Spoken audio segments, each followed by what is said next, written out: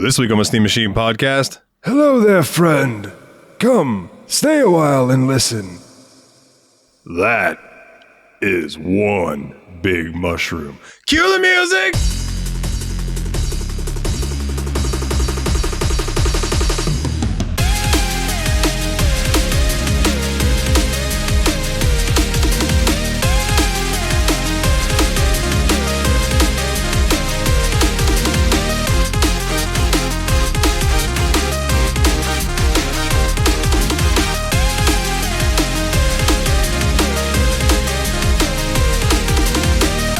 Hey everybody, and welcome back to another episode of the Steam Machine Podcast. My name is Dalton, and joining me, as always, is one half of the Destructo Bros. Yo, what's up? It's Willie, and I'm very happy to join you in hell!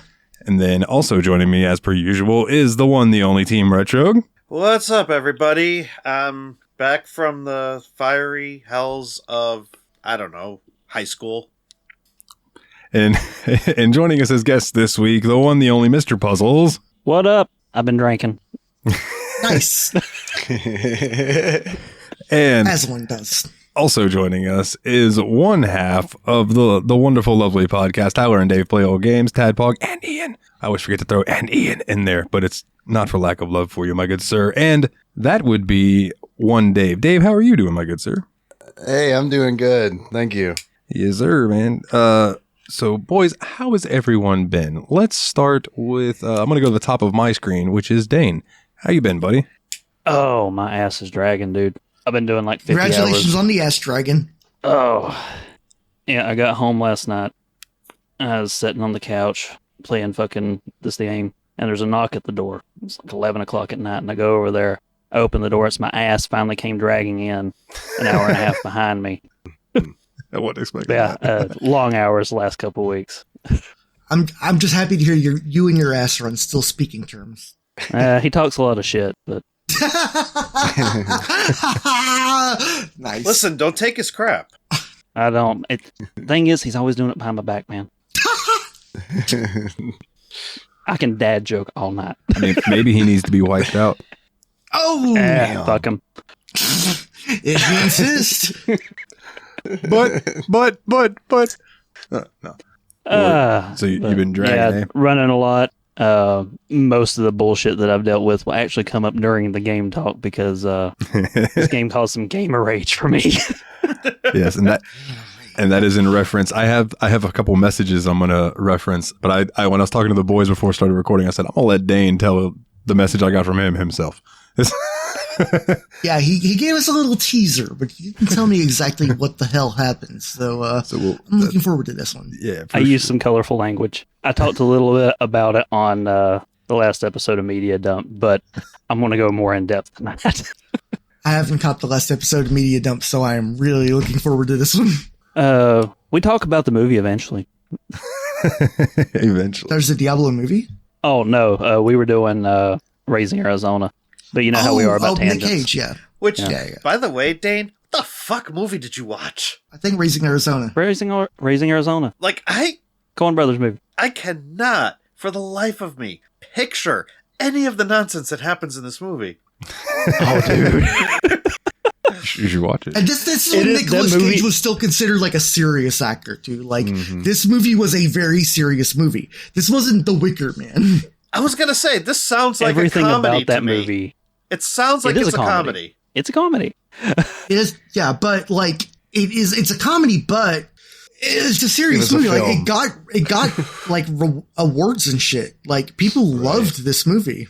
Question it is for you, a Dane. fever dream. Yeah. Was it the Coen brothers that did Bottle Rocket, or am I thinking of a different brother set that did movies? I don't think Coen's did Bottle Rocket. Because I know the Wilson brothers were in Bottle Rocket, and then okay, no. I think Bottle Rocket's by the people that did Royal Tenenbaums. I think that's what I'm thinking of. Wes Anderson.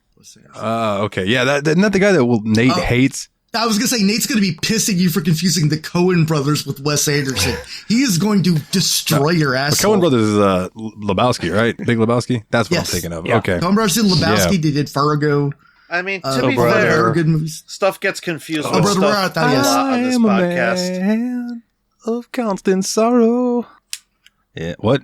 You talking shit, Michelob?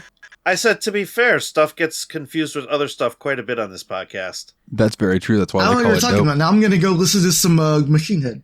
So, Mikola, what about you besides your impeccable taste in music? How are you doing, buddy? I'm doing all right. I did a thing last week.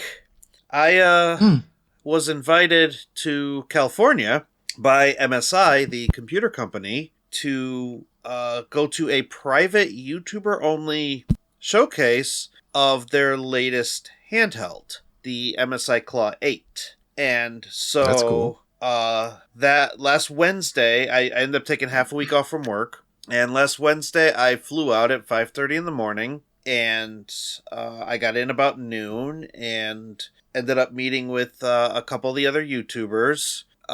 And some of them I'm actually very close friends with over on the Retro Handhelds Discord. And I was actually just on their podcast this past Monday talking about that event. But, then in strolls like ETA Prime and Bob Wolf and Retro Game Core. And if you don't know who any of those people are, I know of Bob the Wolf. three of them, the smallest one is probably Retro Game Core, and he's got 500,000 subs. I was gonna say Bob Wolf's a pretty big streamer, YouTuber. Yeah. Jesus, Yep. I can't talk. He does both. I shook his hand and awkward hugged him. Attaboy. Yeah. So. Keep it uncomfortable. Oh, I think I did, but other than that, like he's actually was a pretty chill dude. He used to do not to interrupt, but he used to do a lot of content with the dude I watched for a long time, Woodhawker, the beat 'em ups guy. They used to do a podcast together. I kind of fell off. Like, I don't know. I just felt like that beat 'em ups dude kind of got full of himself. So I never really liked the beat 'em ups dude. From what I hear, he's like the nicest dude. I've never met him. Yeah, I hear he's a sweetheart. But yeah, I hear just I never really liked the way he produces his content. It's very clickbaity.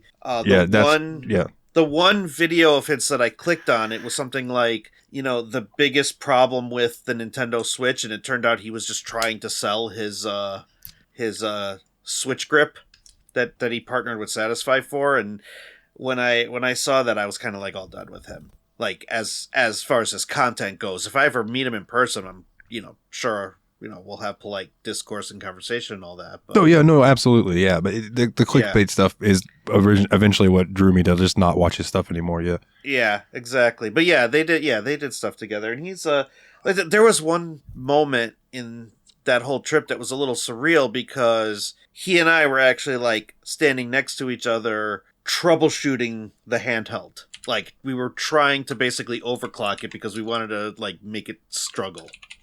And it was a moment of coolness because like, I kind of was able to put my hero worship aside a little bit and like just, talk to these people as equals. Yeah. And then like in the back of my mind, I'm just like, holy shit, I'm fucking troubleshooting a handheld with Bob Wolf right now. It is really fun to meet cool as hell. someone that is like surprisingly popular. Like, I went to the TADPOG prom a couple of years ago, and fucking Jockbunz, who was a really well-known YouTuber that does a lot of general video game content, was there. Yeah. And it's like, I didn't even recognize him. And then, like, when he did tell me who he was, I was like, I accidentally kind of negged him. I'm like, oh yeah, you have like those really popular amiibos. You've got like plastic friends. Oh boy. And like, I wasn't even trying to be mean to the guy. I was just like, wanting to hang out. But like, he was a cool dude too. Yeah. Yeah, he's cool. I was at Mayhem Fest and I was standing. Oh, go ahead, Willie, if you had more to say. I was gonna say, like, dude, Jack was absolute sweetheart. Like, we went to like do like axe throwing and shit like that too, and like his wife bought me a beer, and I don't know, they're just really he's sweet, rad, man. Great. He's an awesome dude. He played some Smash with Nate once we got back to the hotels, that's and cool. like Nate tried to like do like a prank on him. He's like, ass fucking if. Like, it was very funny. So, speaking of pranks, so we're all hanging out. We all went out to dinner, and after the MSI event, and we're all hanging out in the hotel lobby, right? So I'm standing there BSing with Rob, Retrotech Dad, which he and I got like really friendship. I mean, we've always been friends, but like this kind of solidified it, seeing him in person. And so I'm standing there talking to him and talking to ETA Prime, and we're just bullshitting. And then, like, ETA Prime is just like, guys, do you want to fuck with Stubbs? Stubbs is the Retro Handhelds guy. And so we find a computer and a printer, and we create a fake hotel bill. And we just put, like, a bunch of fucking, like, parody porn names in it. And we slide it under his door. And so we all got a big kick out of that. It was fun. I got to go to Disneyland and hang out with some of those guys. I ended up buying a replica of the Marvel Tesseract. I have been looking for one of these for years, and they've always been like over $100, like 100 plus. And I'm like, there's no way I'm owning a translucent cube for $100. This one was $50. I was gonna say, that's like a 5-inch cube. Yeah. Like, I have a translucent cube. It should be cube. makeable. And you have look at that, yeah. Oh, kick ass. Oh, is that a TADPOG cube? Yeah, so I won this on the TADPOG Facebook group. Oh, nice. I don't remember who made it, and I feel really shitty that I don't remember. It's a Chrono Trigger scene. No, I know that, but the person who made it, I can't remember who it was, and I feel like an absolute asshole, but they... there's a ton of the shadow boxes. Yeah. There was a contest, and they were like, share a picture that you think Tyler and Dave would be fun to include in, and I shared that, and I ended up winning, and I was like, oh, holy shit, nice. That's actually but when you held up that cube, that's what I thought of. I was like, oh, I have a cube. So the cool part about that is that the Infinity Stone actually comes separate, and it's got like little metal pins, and in order for this thing to actually work and turn on and glow, you have to put this in and connect it. So... Oh, that's pretty cool. I thought that was a nice touch cool. that it only works with the Infinity Stone actually in it. So, other than that, I am continuing to read Power Rangers comics. I actually ended up getting a subscription to Amazon. I think bought out Comixology, and so which I don't. Why is Amazon buying everything? I know, it's ridiculous. But who was your favorite of the first 6 Power Rangers? Like the season 1 Mighty Morphins. I'm not going to say Tommy. Everybody says Tommy. Dude, Tommy's a fine answer. Tommy was like the coolest dude. He was like, what if Jason but cooler? Yeah, I know. I will say, if it makes you feel any better, I'll say I was a Billy boy. I was nerd. Going... I also liked Lee. I liked Donatello, and I liked Sailor Mercury too. So I was also a Billy stan. Kimberly. I'm Kimberly. Kimberly Stan. Everybody's very, very valid. I actually was the opposite as far as like attractive chicks on the show. I actually was a Trini stan. Oh, I didn't pick you for liking big girls. What did you say? She said. Yeah, the actress that played Trini is no longer with us. I'm sorry, that was a very dark joke. That was a very dark joke. I'm sorry. I know that, but Trini in the action scenes, the Yellow Ranger, that was a male actor. Yeah, that was a male. Yeah, I know, but. No, when I had a crush I'm just trying to like slut shame you for some reason. I'm like, oh, this dude loves the dick. No, and I'm still fixated on Dalton's bullshit. We have plenty of bullshit to give you, my friend. When I had you ruined Power Rangers for me, man. What's that? The next time I watch it, I'm going to be like looking see if I can catch a glimpse of Trini's dick when they're fighting. Yeah, no, it straight up the Yellow Ranger in it was like Zhu Ranger, I believe was the Japanese title. Super was Sentai. a male character, and yeah, Super Sentai Zhu Ranger. Yeah, the Jew Ranger. Jew Ranger, not Jew Ranger. Okay, no. Yeah, that's why they had the 6-men to make the fucking the Star of David perfect. It's the sequel to that one movie. What was it? The Hebrew Hammer? Yes, the Hebrew Hammer.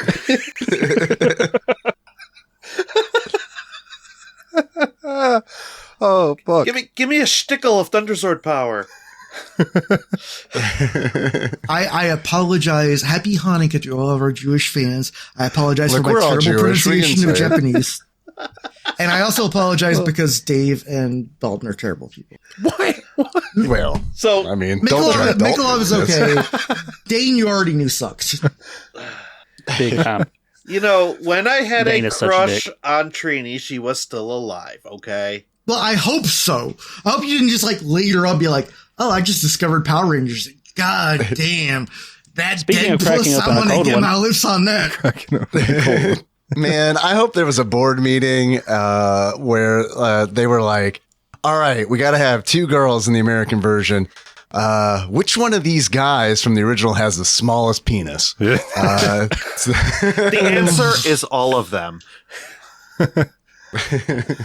Dude, it's funny, like, just going back and watching that original series and being like, oh, okay, I didn't notice this as a kid, but like that does not line up at all. With No, it doesn't line up at all whatsoever. Right. As a matter of fact, there's a scene in like season 1 where Jason and Tommy have to like team up. And so like what basically ends up happening is like Jason gives Tommy his sword and Tommy gives Jason his shield. That scene in the original Super Sentai is actually the Green Ranger after dying. the Green Ranger died. Yes. Well, damn, I didn't know that. Yeah, the original Green Ranger and Jew Ranger dies there. Yeah, because it's basically intense. Yeah, it's pretty nuts. So, and that's why. But even then, like he gives up his power. That's the last time you see the Green Ranger. The White Ranger comes back later because they dubbed over a different Japanese show, like the next season of the show, which is a completely different, completely different costumes. Yeah, exactly. Yeah. But they managed to figure out how to make it all work. The 3 seasons of the show were the Mighty Morphin Power Rangers, but the Zords were different Power Rangers or different Super Sentai Rangers. It was the Mighty Morphins and the Thunders, and then I think the Megas. So, and then I think Zeo was the 4th one, and it was the first one where they changed the name of the American show. Yeah, and actually that's about where I dropped off. Is after Zeo. Too, actually. I dropped off at Turbo. I watched a little bit of Zeo and Turbo, and that was apparently the show gets fucking dark after Turbo. Like, apparently the bad guy wins at the end of Turbo, and the Power Rangers have to go into space to find new powers, and that's where you get Power Rangers in space. Like, apparently it gets fucking dark. Wow. And I do know that one time I was just like staying in a hotel room, and I knew that there was a Forever Red show in the Japanese show. Yeah. But apparently they made an American version of Forever Red where the 12 Red Rangers or whatever to that point all got together. And I just happened to tune on the TV in a hotel room, and that was what was playing. And I'm like, oh, hell yeah. And also, like, there was the 100 Ranger battle in Super Mega Force, which apparently was a big freaking deal in Japan because 100 Power Rangers basically sacrificed themselves to save the planet. And they completely nerfed and like messed that whole thing up. Apparently it was like years that Power Ranger fans were all hyped that we were getting the 100 Ranger battle finally in America. They cut it down to like less than 2 minutes. As much as I love the Power Ranger talk, I am so curious as to how we started talking about Power Rangers, because did I miss something? What? I'm not complaining. How did we start talking about Power Rangers? Because I said I was reading the comics. That's right. Okay. Sorry, I lost that. And I'm just sitting here thinking, I'm like... You said something that reminded me of something that happened in one of the shows, and then I got kind of nerdy about that, and then that's how we got there. Yeah, just sorry. We got tangent-y. No. It's fine. My brain was just like, how did we get here? I bring tangents with me, even if I'm not the one starting it. Sorry. I didn't. And then the Platinum Ranger and the Diamond Ranger came down, and they personally drilled my asshole, and it was... Jesus Christ. I didn't mean for that to get so off topic. I was literally just saying, like, I've been in like a Power Ranger kick for like the last 2 months, and it's continuing. Honestly, do you like any of the Power Rangers games? Say that again? Do you like any of the Power Rangers video games? You know what? They kind of suck. Yeah. Some of the brawlers are pretty good, but it's like a Power Rangers Zeo Battle Racers is like one of the worst video games I think I've ever played. It's a horrible game. So the only ones that I played were the Super Nintendo ones, and they're okay, but I was never really good at them. Did you ever play Battle for the Grid? I played Battle for the Grid, and I'm actually like about halfway through that story. I actually really like that because it follows the Shattered Grid storyline from the comics. And the Shattered Grid storyline is basically like, what would happen if the Green Ranger stayed evil and killed Rita? Like, got so powerful that he just kills Rita and becomes, like, the new Lord. So what happens with Lord Zed then? Does Lord Zed just show up and just immediately become, like, Tommy's bitch? I think in the comics, and I have to go back and reread that storyline. Or does Tommy just fucking gank him? I think at one point in the comics, Lord Zed actually may have teamed up with, like, the Power Rangers to like, try to kill Lord Drakon. And there's some like Lord Drakon, that's a cool name. Well, basically because like as the Green Ranger, they were gonna defeat him by giving the White Ranger powers to Jason instead of Tommy, because Tommy wasn't good, and he like busts in, kills Jason, steals the White Ranger powers, and his Power Ranger outfit merges with the Green Ranger outfit, and so he's basically an amalgamation of the White and Green Rangers. It's a badass looking costume. And he's got like both the Dragon Dagger and Saba, and it's like, holy fucking shit, this guy's evil. That sounds sick as fuck, dude. And then like he casts a spell on the Pink Ranger and like makes her his like evil minion, and so she ends up like in the pink. And suck my dick. Basically, so she ends up being like wearing the Pink Ranger outfit, but instead of like pink and white, she's got pink and black and like this tattered cape, and she's called the Ranger Slayer because she goes out and basically kills Power Rangers on behalf of Lord Drakon. Fucking dark as shit. That sounds badass, it's dude. fucking dark as shit. It does sound cool. I may have given the comics to Dalton. I think he's got them on PDF somewhere. I think I do actually. Yeah. Genuinely, I would love to check that shit out. That actually sounds dope as fuck. Like that is making my childhood just like go like woo.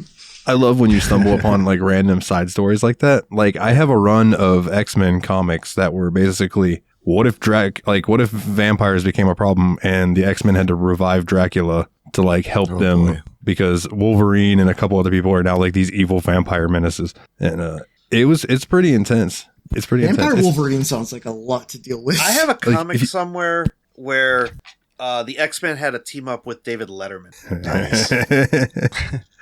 To take on Conan. I think it might be oh no, I think he was there. Yeah, no, he was there. Good. Word. So sorry, I'll stop. I don't want to get us off topic too much. So the question was, what are you doing? And the answer is 15 minutes of Power Rangers talk, because that is, I love this show. This show is so fun to do, dude. So what about you, Willie? What you been up to, bud? I've been playing a lot more retro achievements. Actually, before we recorded, I was playing Galaxian for the 2600, and I've always thought Atari 2600 games are bullshit, stupid, idiot games for babies. If you think that, try to get 15,000 points on Mode 9 in Galaxian. It's not easy. Word. That's kind of like Galaga, right? Like where you fly the little plane and shoot the stuff. Yeah, Galaxian was the game before Galaga. Basically, they're both kind of like Space Invaders, where there's a whole mess of spaceships and all that. In Galaxian, they come down and attack at you. In Galaga, they form up on the thing first, and then they come down and attack at you. So that's basically kind of the difference. I remember playing versions of those games, oddly enough, in Tekken on the loading screens. Yeah, actually, at one point, Namco Bandai actually had a trademark for games on loading screens because they put maybe like a Galaxian or Galaga type game in one of those PlayStations. Yep, Tekken 2. It wasn't just a trademark, it was a patent. Patent, yes, I'm sorry. That is the word I was looking for. You're correct. Yeah, it's kind of like the reason no one else could do it. Shadow of War has a patent on that Nemesis system. Yeah. That's why no one else has done it? That's crazy. Apparently Nintendo has a patent on Power World. Yeah, I'm interested to see where that one goes. That's really annoying. From what I hear, they're fighting it. Because I heard that they nailed them on the way that the ball was thrown and the capture mechanic. They patented the stuff that they put in Arceus. Yeah. Which the stuff that they did in Power World predates Arceus because of their previous game, which I forget the name of. Yeah. So they shouldn't have been granted the patent to begin with, and they filed the patent like 4 months after Power World released. Yeah. So everything about it's shady. No, it's annoying. Pirate Software did a really good video about it. Yeah, and apparently I haven't been back to Power World because I heard that like the patch that they had to put out to appease Nintendo fucking broke the game. Well, I will say, like, I liked the catching mechanic in Nexamon, where it was like you threw your Nexa trap, and, you know, based on the different mechanics, you had a percentage of how well it would do, but you also had to do that quick input. Yeah. To do the catch for like a little like quick time event type thing to help secure it. And I don't know, it just added a little more to it than just throwing a ball and watching it shake 3 times and stay closed. Yeah, I like how everybody held B and tapped B on the old Pokemon games. That does literally that did the reference I was about to make. That's what it reminded me of. Yeah, but what else you been up to, Willie? Just getting some achievements? I've been playing those achievements. I had a job interview yesterday that went pretty well, and I'm hoping that I was hoping I had good news and could tell you guys I'd start a new job tomorrow or whatever, but no, I haven't heard back from them, but I think it went positively, and even if it didn't, I think I can apply for similar jobs and probably get one, so. Hell yeah, brother. Let's see, what else was there? I think that's it. I think that's it for me. All right, then Dave, man, what you been up to, my brother? Man, I struggled to come up with like stuff that I was doing on when we recorded TADPOG. So this is like horrible timing because it's like this has been a week of like pretty much just me playing Diablo. I played a lot of Diablo, and played some Super Godzilla for the Super Nintendo.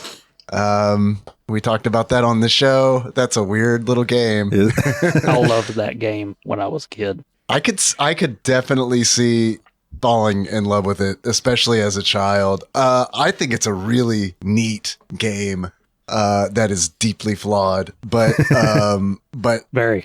I've never played a game like it before in my life, so that is Wow. an absolute treat when that happens.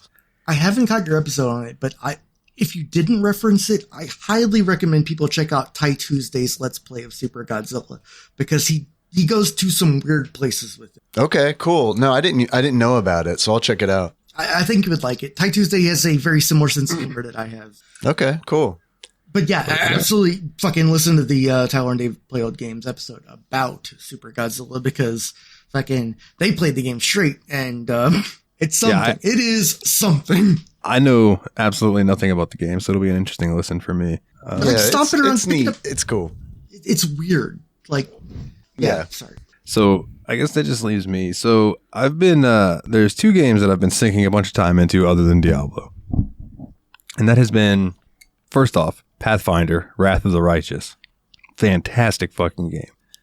Like, You were like 17 hours into this game and you suddenly messaged us like, hey, I think I've just cleared the prelude. yeah. I think it was like 13 or 14 hours. I got through the prologue and actually got to where like the game started to open up because the entire prologue is you trying to take back this main city. And then like that in itself could be a whole game. And then you do that and then it's like, okay, yeah, here's the rest of the campaign and stuff. And it's a bit different than Kingmaker was.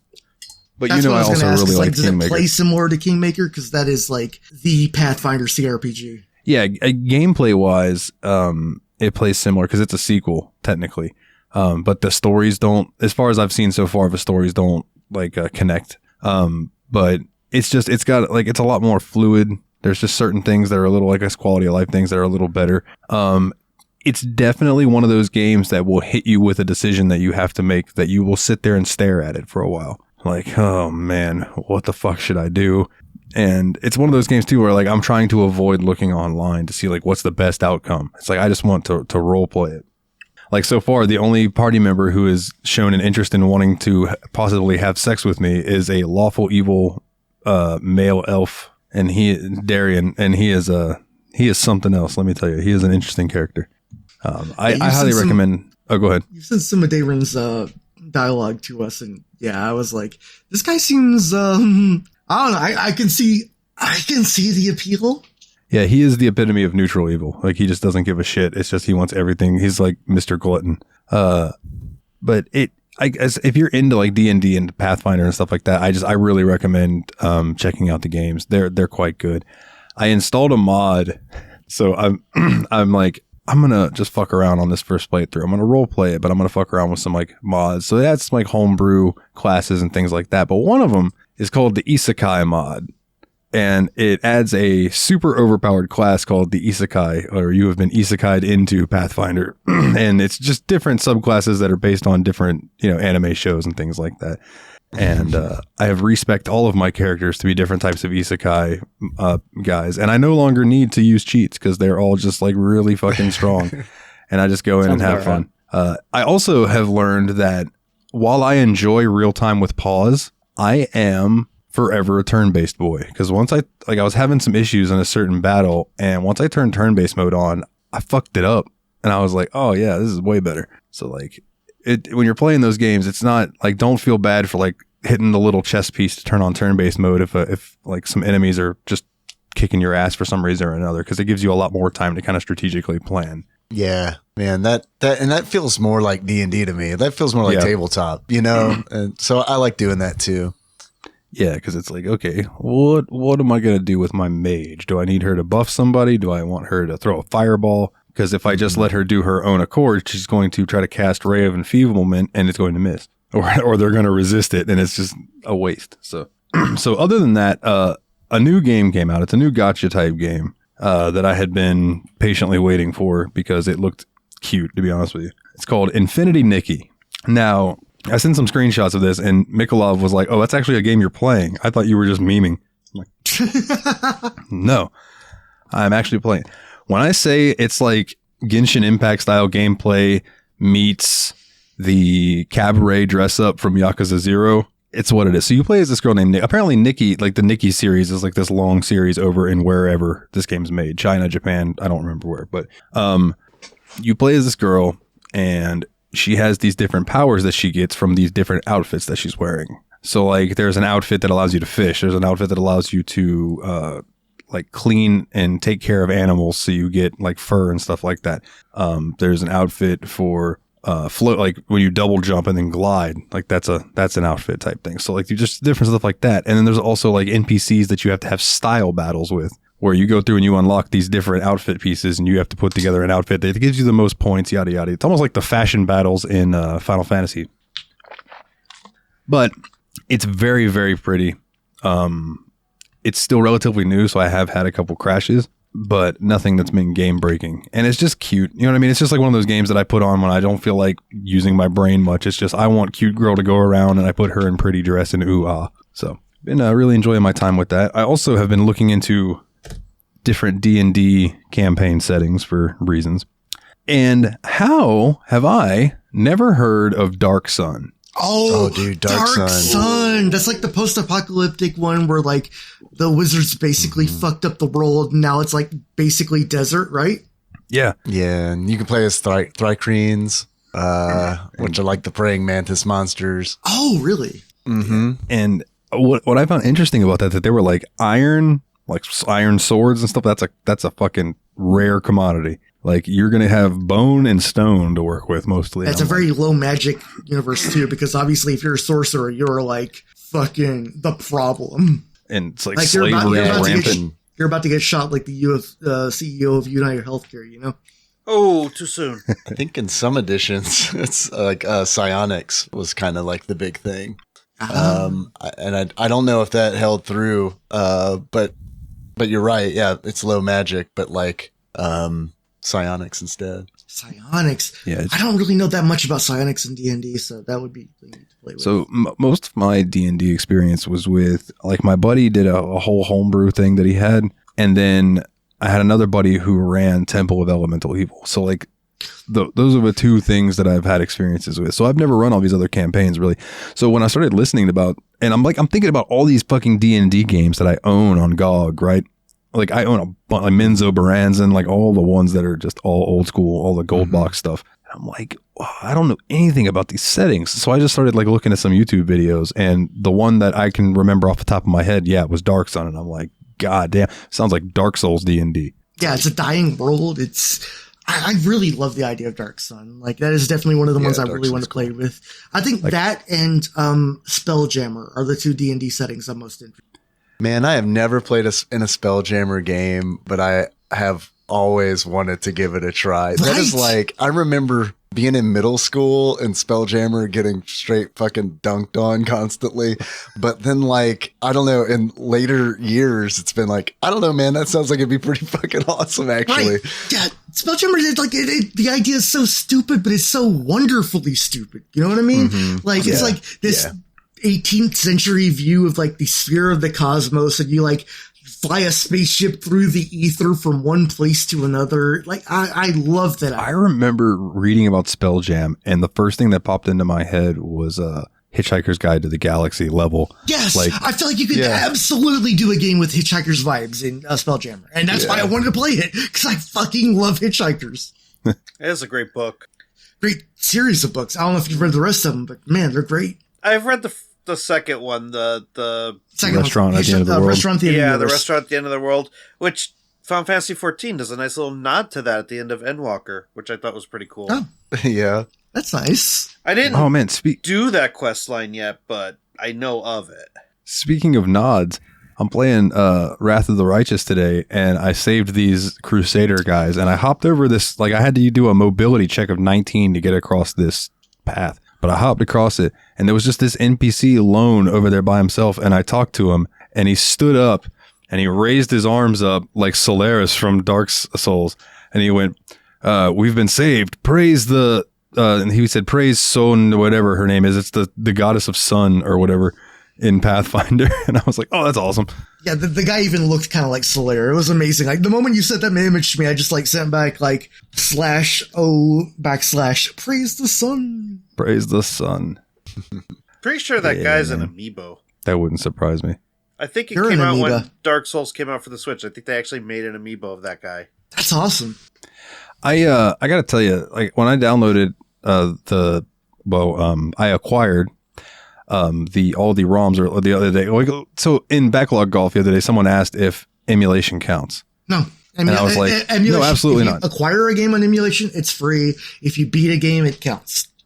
But I was like, I hope not, because if so, then what I just did the other day has got me to be about plus 100K, right? Because like all those old games, they're so small. I just downloaded all of them. So I ended up downloading a file that had all of the amiibo files in it. There are a fucking lot of them. Oh, yeah. Holy shit. I didn't realize there were like 1,000 amiibos. Oh, yeah. Good Lord. You should see my God. you can't see it here, but like above my head is basically like every single Smash amiibo on my pegboard. It's a little I have insane. one and I painted it. Oh, that's sexy. The only amiibo I own is the 25th anniversary Mario one. Really Oh, cute, right, though. because you said That's that a cool one. in the last show. You talked about getting that with your Wii U or something like that. That's right, yes. Okay, so I did. Okay. Yeah, I don't have any cool amiibos or anything. I have Funko Pops, just two. They're Funko Pops Jonesy can and eat Riley. the entire ass out of my butthole. You'll enjoy that too much. I wouldn't, but, you know.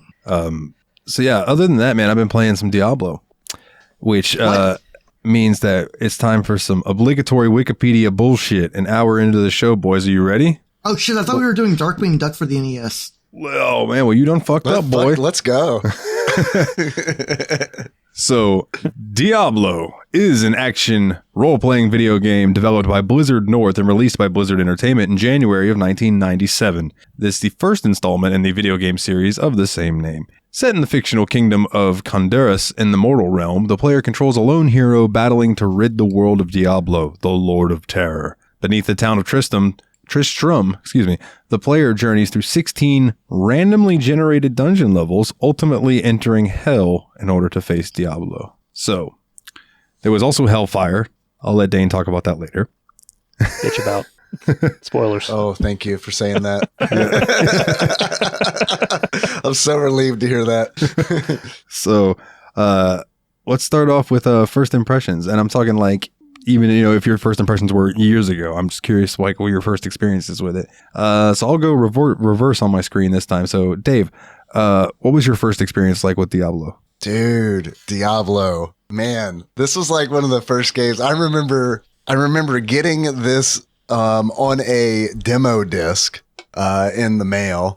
I can't remember what magazine it was packed in with, but I remember playing it. And I think it lets you go through to the Butcher, which is on level 2. And I remember getting there and beating the Butcher and being like, I got to get this game. And that's when I found out about cracking. And turns out, yeah, you could just crack the demo and get the full game. What? And Nice. yeah, it was wild. It was wild. Because I wanted to play it, my friends wanted to play it, and it was just like, we're all 16 years old and don't have any money. So you put this bat file in this folder and it unlocks the full game? What?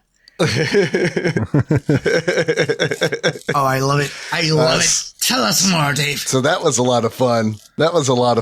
And then, I mean, we played this. This is one where it was like, I don't think I've ever played through this game single player. We just always played it multiplayer. This is like the first game I remember where like friends came over to my house and we made an IPX network out of null modem cable and LAN partied Diablo. So this is like, these are all like good memories that I've got about this game. Yo, bringing up the null modem cable definitely reminds me of like hooking up a laptop that my grandparents got from like a school and hooking it up to our big computer so I could play like Doom with my brother. So like just the phrase null modem cable takes me back to a delightful time in childhood. Yeah, man. I think I still have one of the Terminators that you'd have to use on the cable. That's amazing. Did you nickname it Arnold? Tremendous. Hold on. Come with me if you want to frag. Nice. So what about you, Willie? What was your first experience with Diablo? So, I mean, Diablo was a really notorious game when I was growing up, but I actually didn't have access to it. And I think my brother's friend Craig had it on PlayStation and just loaned it to us. So I played it on PlayStation for a little while. I never really got past level 2 because I'm not gonna tell any tales out of school here, but this game stone cold fucking sucks to play on different layouts other than basically mouse and a couple of keys on your keyboard. As far as I know, although we might get some feedback about that later on in this episode. But yeah, that's how I started. So when I came back at it today, or not today, but this week, I was like, damn, strangely, even though I only played this game for a minute, I feel hugely nostalgic. Like, I was talking to the people in the town, and they were just like, you would gossip with them, and they'd gas up the other people in the town, and be like, oh, Pepin is a grand healer. And I'm just like, yeah, this is cool. Like, it gave me this nostalgia for something that I actually wasn't there for, you know? Okay. That makes sense. Yeah, I mean, I get that completely, and I'll touch on that when I go. But, like, Mikola, what about you? First impression. So, my first experience with Diablo was actually the third one. Because I got it on Nintendo Switch, and the only reason I got it on Nintendo Switch was because that particular version had a Ganondorf transmog. And so I started that game up as a sorcerer, and I never got to the point where I can actually use the Ganondorf transmog because I kind of fell off of the game really, really hard. And then when I started getting into the whole retro handhelds thing, I happened to notice on one of the handhelds that I was looking at or reviewing, there was a thing called Portmaster. And Dalton, I think this is on the X55 that I sent you. You can just basically download a bunch of Linux ports of certain PC games, and some of them are just, you can play them. And some of them you actually have to like go to your Steam version of the game and like copy and paste certain files into like a section of the folder structure in order to play them. And one thing I saw in this old handheld was something called Devolution X. And so I opened that up out of sheer curiosity, and the Blizzard logo shows up. I'm like, well, what is this thing? And so turns out it was Diablo. And that was about the extent of what I had actually played at the time, because I was just testing. I didn't really get into the nitty gritty of actually playing the game. I was just kind of fascinated that it was available and playable. Turns out it was the shareware version. I don't know what the difference is between the shareware and the retail version, but go ahead. I believe that's what Dave was referring to earlier, so it let you go the first 2 levels. Oh, okay. So you were a bat file away from having the whole game. Yeah, Gotcha. you were 1 file away. Well, I never knew that because I just never really went into it. So, fast forward to a couple weeks ago, following our last episode, when you announced that you wanted to play Diablo.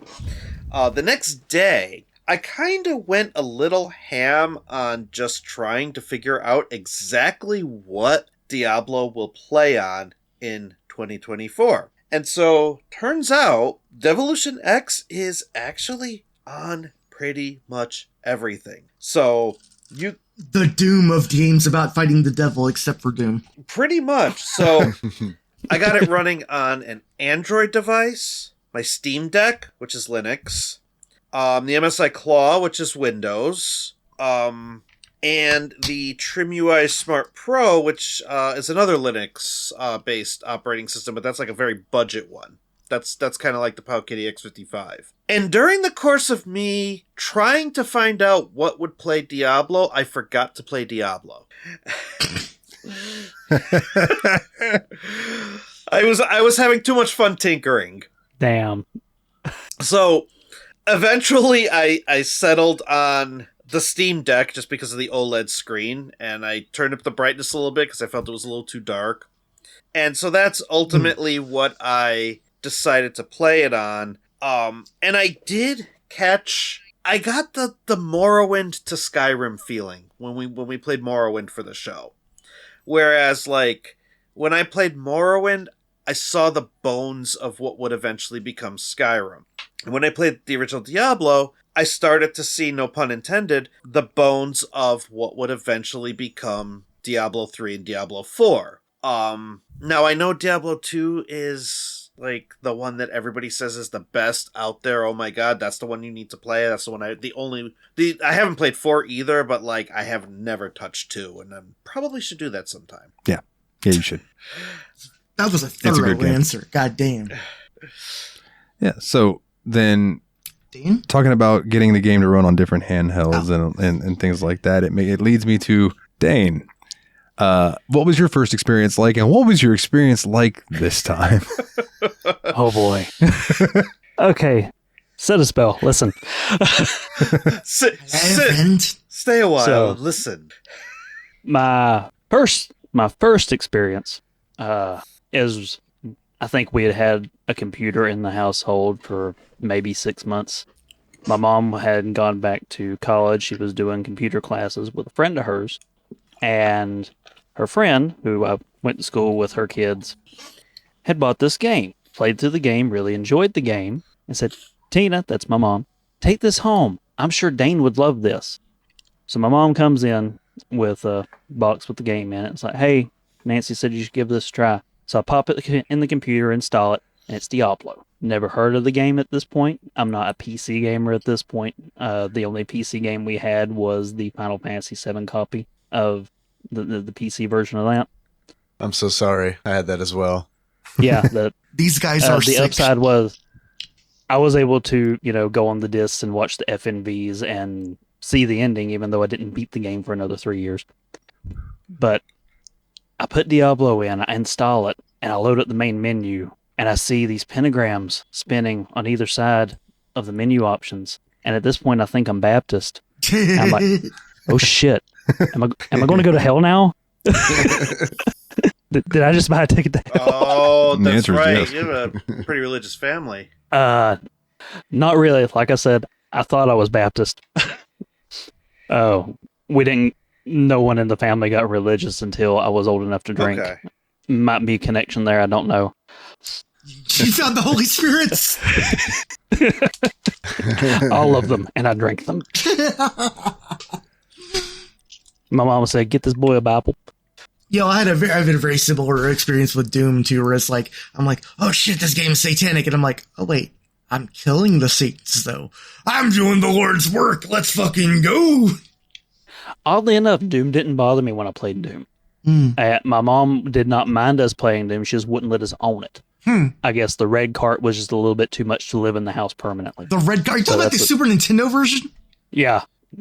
I never had Doom for the PC until right before Doom 3 came out. But Diablo was okay. Tangent for another day. day. I know this man not. Diablo was okay, though. Well, she didn't know what Nancy had handed her.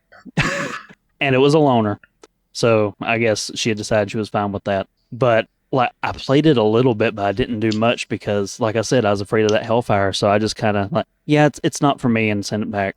And I didn't touch the game again until years later, somewhere between the release of Diablo 2 and 3, I found the battle chest at Walmart that had Diablo 1, 2, and Lord of Destruction in it. Picked that up, and that was the first time I actually played through the game. Although I never actually beat Diablo. And then I never got around to playing 2, and it's sitting in a box full of games. I do appreciate and that though, brings us to like you're fucking just shy, like religious boy childhood experience, like that reminds me of myself as a kid too, whereas like I was a very goody two shoes little boy, you know, and like I would not have wanted to been caught playing this kind of game, you know what I mean?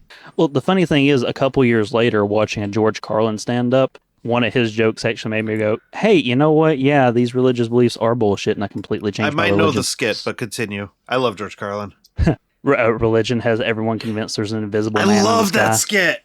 Oh, it's my one of my favorite George Carlin skits. Has list of 10 things he doesn't want you to do, and if you do any of them, he will send you to a place of eternal damnation and torment where you will burn forever. But he loves and ever. you. But he loves you. But he loves you. He loves you, and he needs money. Yep. You know, that bit always makes me think of my grandpa, especially now that he's passed, because it's like me and him were riding in the car one day, and I asked him if he believed in God, and he goes, here's how I feel about religion and church and stuff. If God loves you, why would he send you to a place where you would burn for eternity? That just don't make too much sense to me. That was all he ever said about it. And it was like, it made total sense. And I don't think I went to church much after that. It was just like, oh, word. That kind of makes sense. So, Well, we won't get into theology hour. I am still religious, but I'm definitely not Baptist. Okay, fair enough. But maybe your So- Lutheran side will fight some demons in this game. So you were allowed to have Diablo in the house, but not Doom. Like I said, it was a loaner, and by the time I went and bought Diablo, I can't remember if I was in high school or if I was in college when I bought it, but I was old enough that my mom had long since stopped giving a fuck on what I bought and brought into the house. When she bought us a PS2 for Christmas, the 2 games she brought in and gave it to me were Silent Hill 2 and Devil May Cry. Whoa! Nice. Dope! great games. And she gave my brother like Resident Evil Code Veronica, and I think there was an Armored Core game in there. Nice! I am still mad that you think of Doom as a red cartridge Super Nintendo game. Like, that actively makes me dislike you as a human. That's what I had as a kid. Well, Since I bought the collection, it has always been all PC. Oh, you know, it did. Yeah. Yes, the Super Nintendo version had a red cartridge. That's not the part I'm arguing with. If you had Maximum Carnage too and you lost the labels on those, you were fucked. You know, Now- I've been trying to figure out what happened to that game. Now, Dane, I know you had an interesting time this time trying to get Diablo to run. Oh, fuck me running. Oh, So Nate is going to have a field day with this because he always gives me shit. As everyone knows, I'm the local Linux boy. Yeah. I own one Windows laptop. Its job is to print things. And if it makes a noise you don't understand, you shoot it with a gun. and the second that Burn you it- could burn print it with things fire. on the Linux computer, it's going in the garbage. Yes. I have this laptop because one day Linux will actually connect to Wi-Fi. Sorry, I had to use I don't shit for have- that one. So wait. Are you? Oh, I don't have problems with Wi-Fi. I have an old-ass printer, and you can barely find working drivers for it on Windows, but I have them. So wait, I'm just being a piece of shit because I remember when Linux could not do Dane, Wi-Fi worth shit. you've watched Star Trek, right? Yeah. I've seen The Trouble with Troubles. Oh, so you have not seen any of Next Generation or anything like that? I've seen the first couple seasons. So you know what the holodeck is, right? So Yeah. whenever you turn on your computer, do you go computer Arch? No, I type in my name, my password, and then I type in Hyperland, and that launches my GUI. I would start from terminal up. I also like to launch my GUI. Man, I love it. I really hope there is a Star Trek It's the fan best. out there that got that joke. Because apparently there's nobody in here. I understand the holodeck. You know, I love Star Trek vicariously through Ian. Every time he talks Star Trek, I'm like, this sounds like an amazing show. But it's not for me.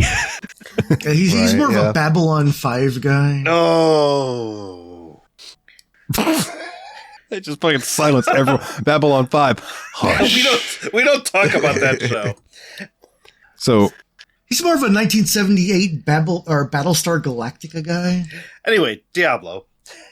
I've played the board game, which is fun. But being a Linux guy, gaming is completely different than when I first started messing with Linux. Now, Steam's Proton shit pretty much just makes everything work. I can run Doom Eternal 120 frames with ray tracing on. I can run Cyberpunk 2077 with ray tracing on 20 frames, but I can run it. No problems with Elden Ring. But it can't handle Diablo. I installed it. I got a blank screen pop up and then another blank screen pop up on top of that clearly wanted me to do something. But it's blank, so I don't know what the fuck's going on. I tried for 2 days to get this game to work. I concluded I had some weird kind of messed up configuration, so I wiped my laptop. I rebuilt my Arch configuration from the ground up. It took 8 hours. I rewrote all my config files. I installed everything manually. Complete clean slate. Launched Lutris, which is my, GOG installer. Installed Diablo. This time, I get the Blizzard logo shows up, and then back to the blank screen, and the secondary pop-up pops up, and it says, please insert disk. From the GOG version. Oh, that doesn't make sense. At this point, this is Gamer Rage Event 1.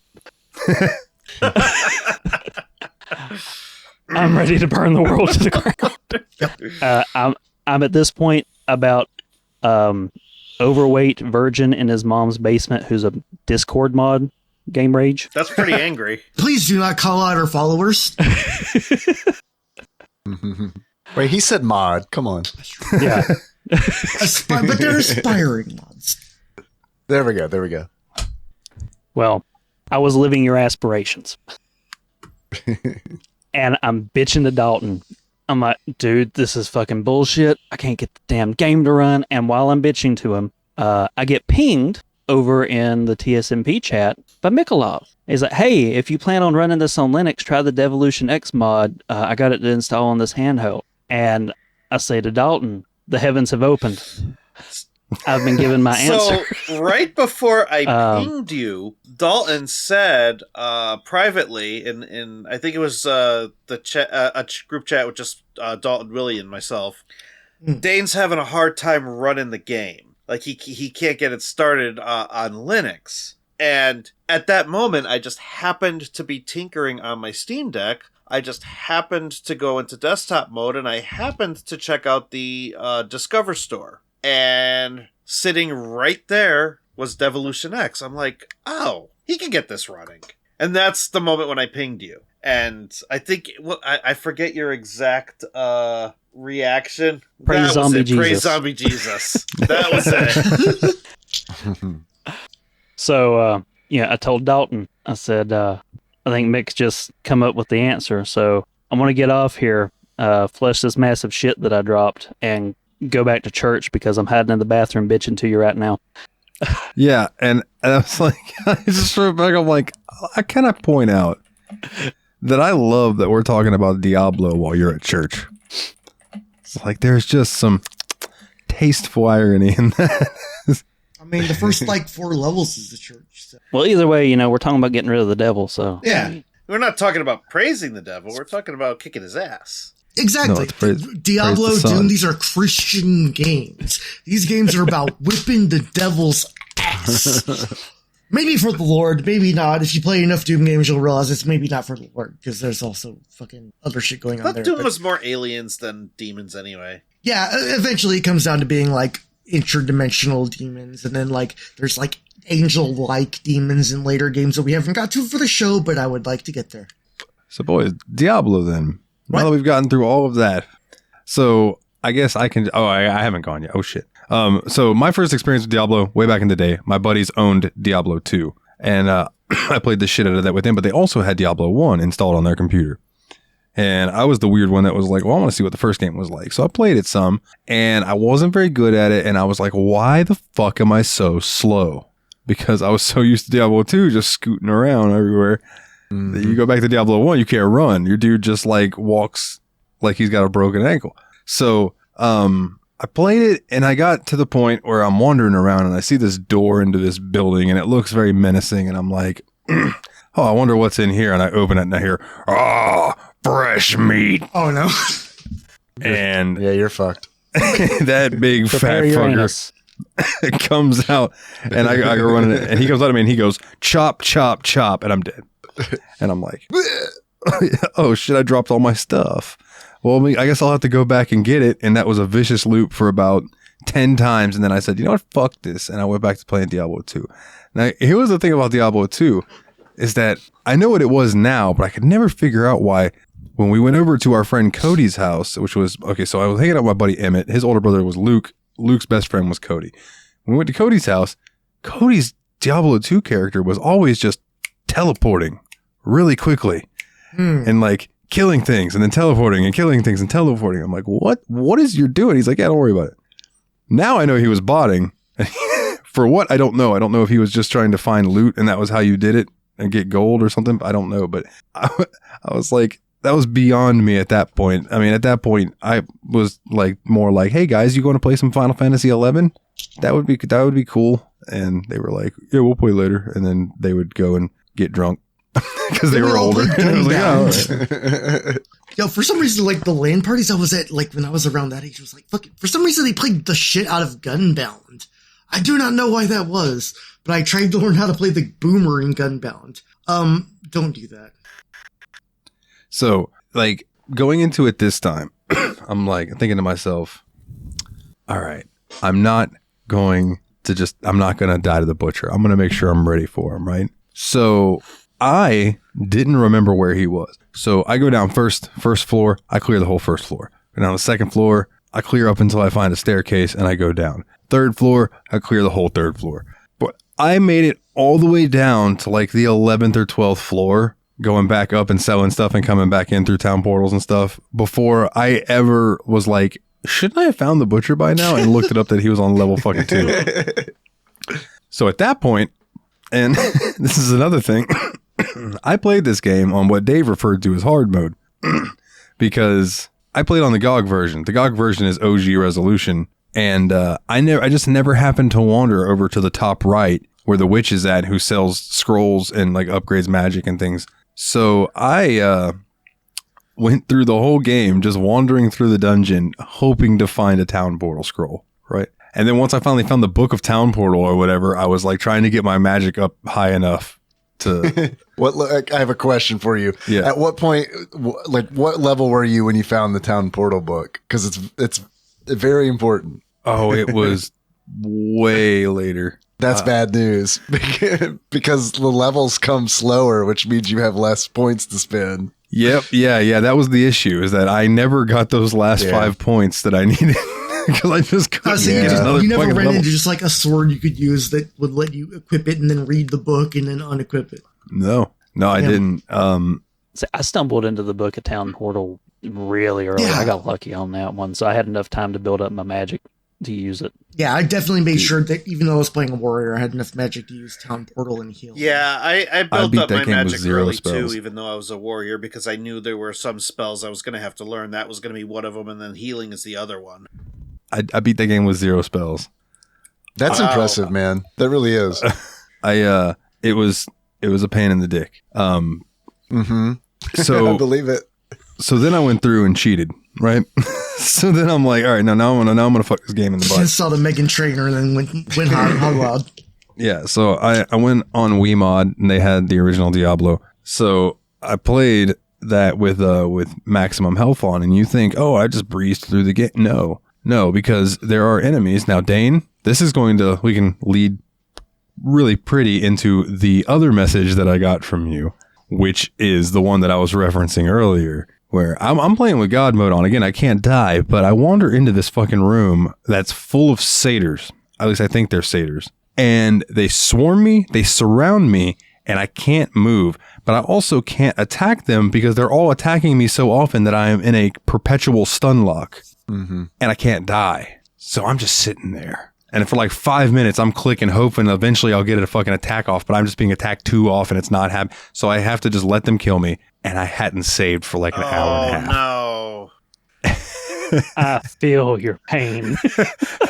And I didn't play for 2 days. I was like, dude, what the fuck? So that leads me to the message that I got from Dane. Dane, please go ahead. So my second game of rage moment. I'd been on a fucking roll. I was clearing shit. I was running through the caves. I just took out the butcher.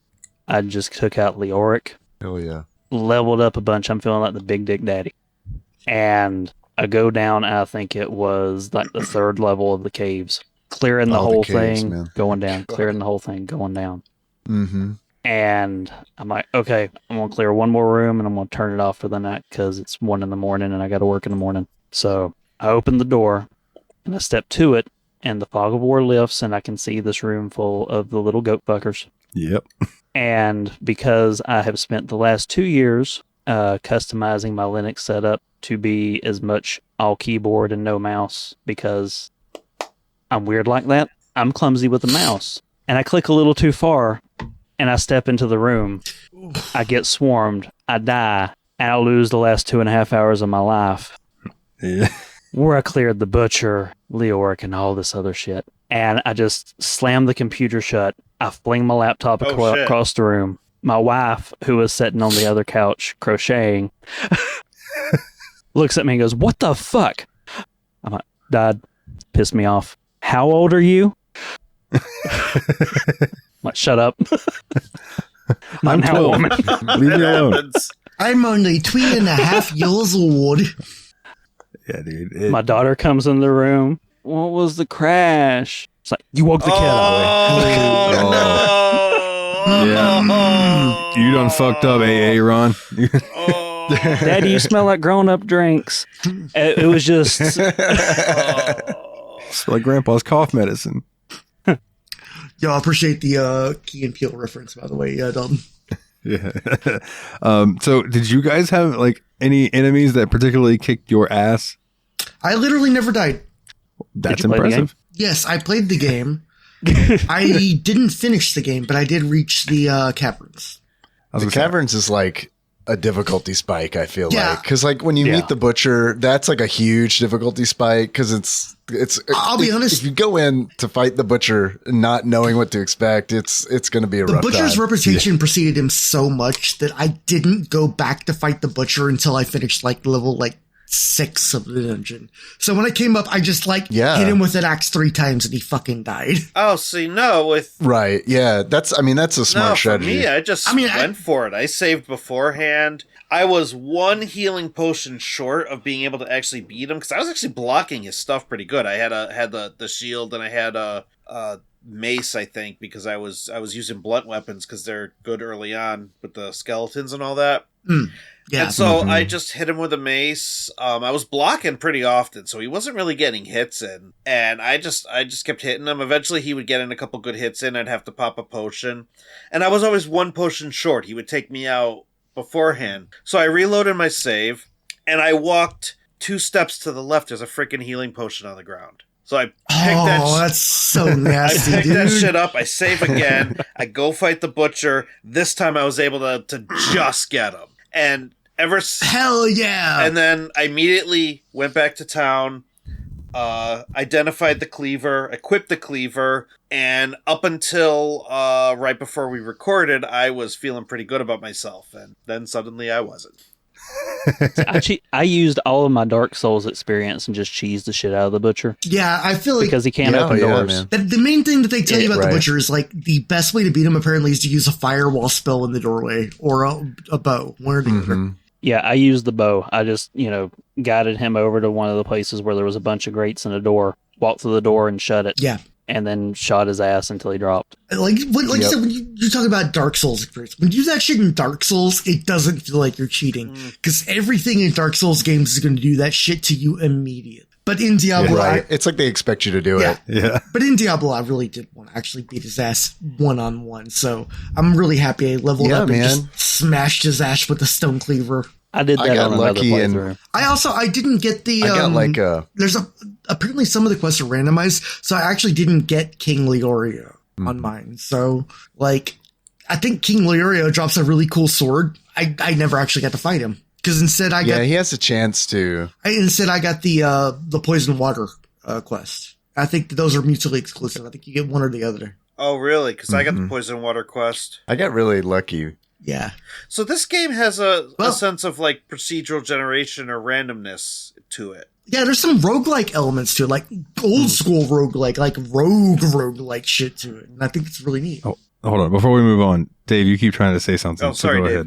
Oh, man, I just No, it's all good. I definitely want to talk about the procedurally generated stuff too, because that is like a big part of Diablo and a big part of how they fucked up in Hellfire, because in the Hellfire expansion, that shit is just static dungeons. And that is like, to me, the antithesis of Diablo, because the fun part about it was like going down there and being like, especially when you're 16 and you haven't seen something like this before, it's like, this is fucking crazy. The game is different every time.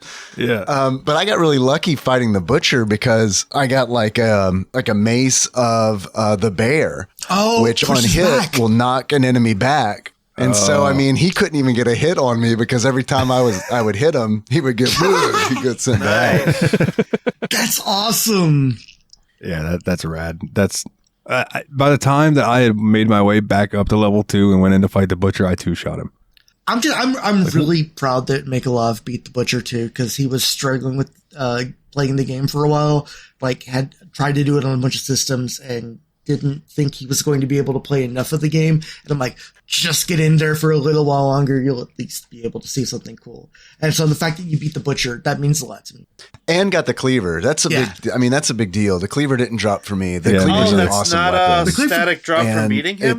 Oh, wow. No, I didn't get it either. It dropped for me and I sold it. No, everything's like loot tables. Like this game, all of the Diablo games do this, but I mean, like, so much in Diablo 1 is randomized that to me, as someone who played a lot of AD&D in middle school, a lot of the fun was, okay, we killed the monster, let's roll for loot. And this game feels very much like that. I feel like this game and like NetHack and games like that, like they very much derive from that like player versus dungeon 2nd edition AD&D vibe.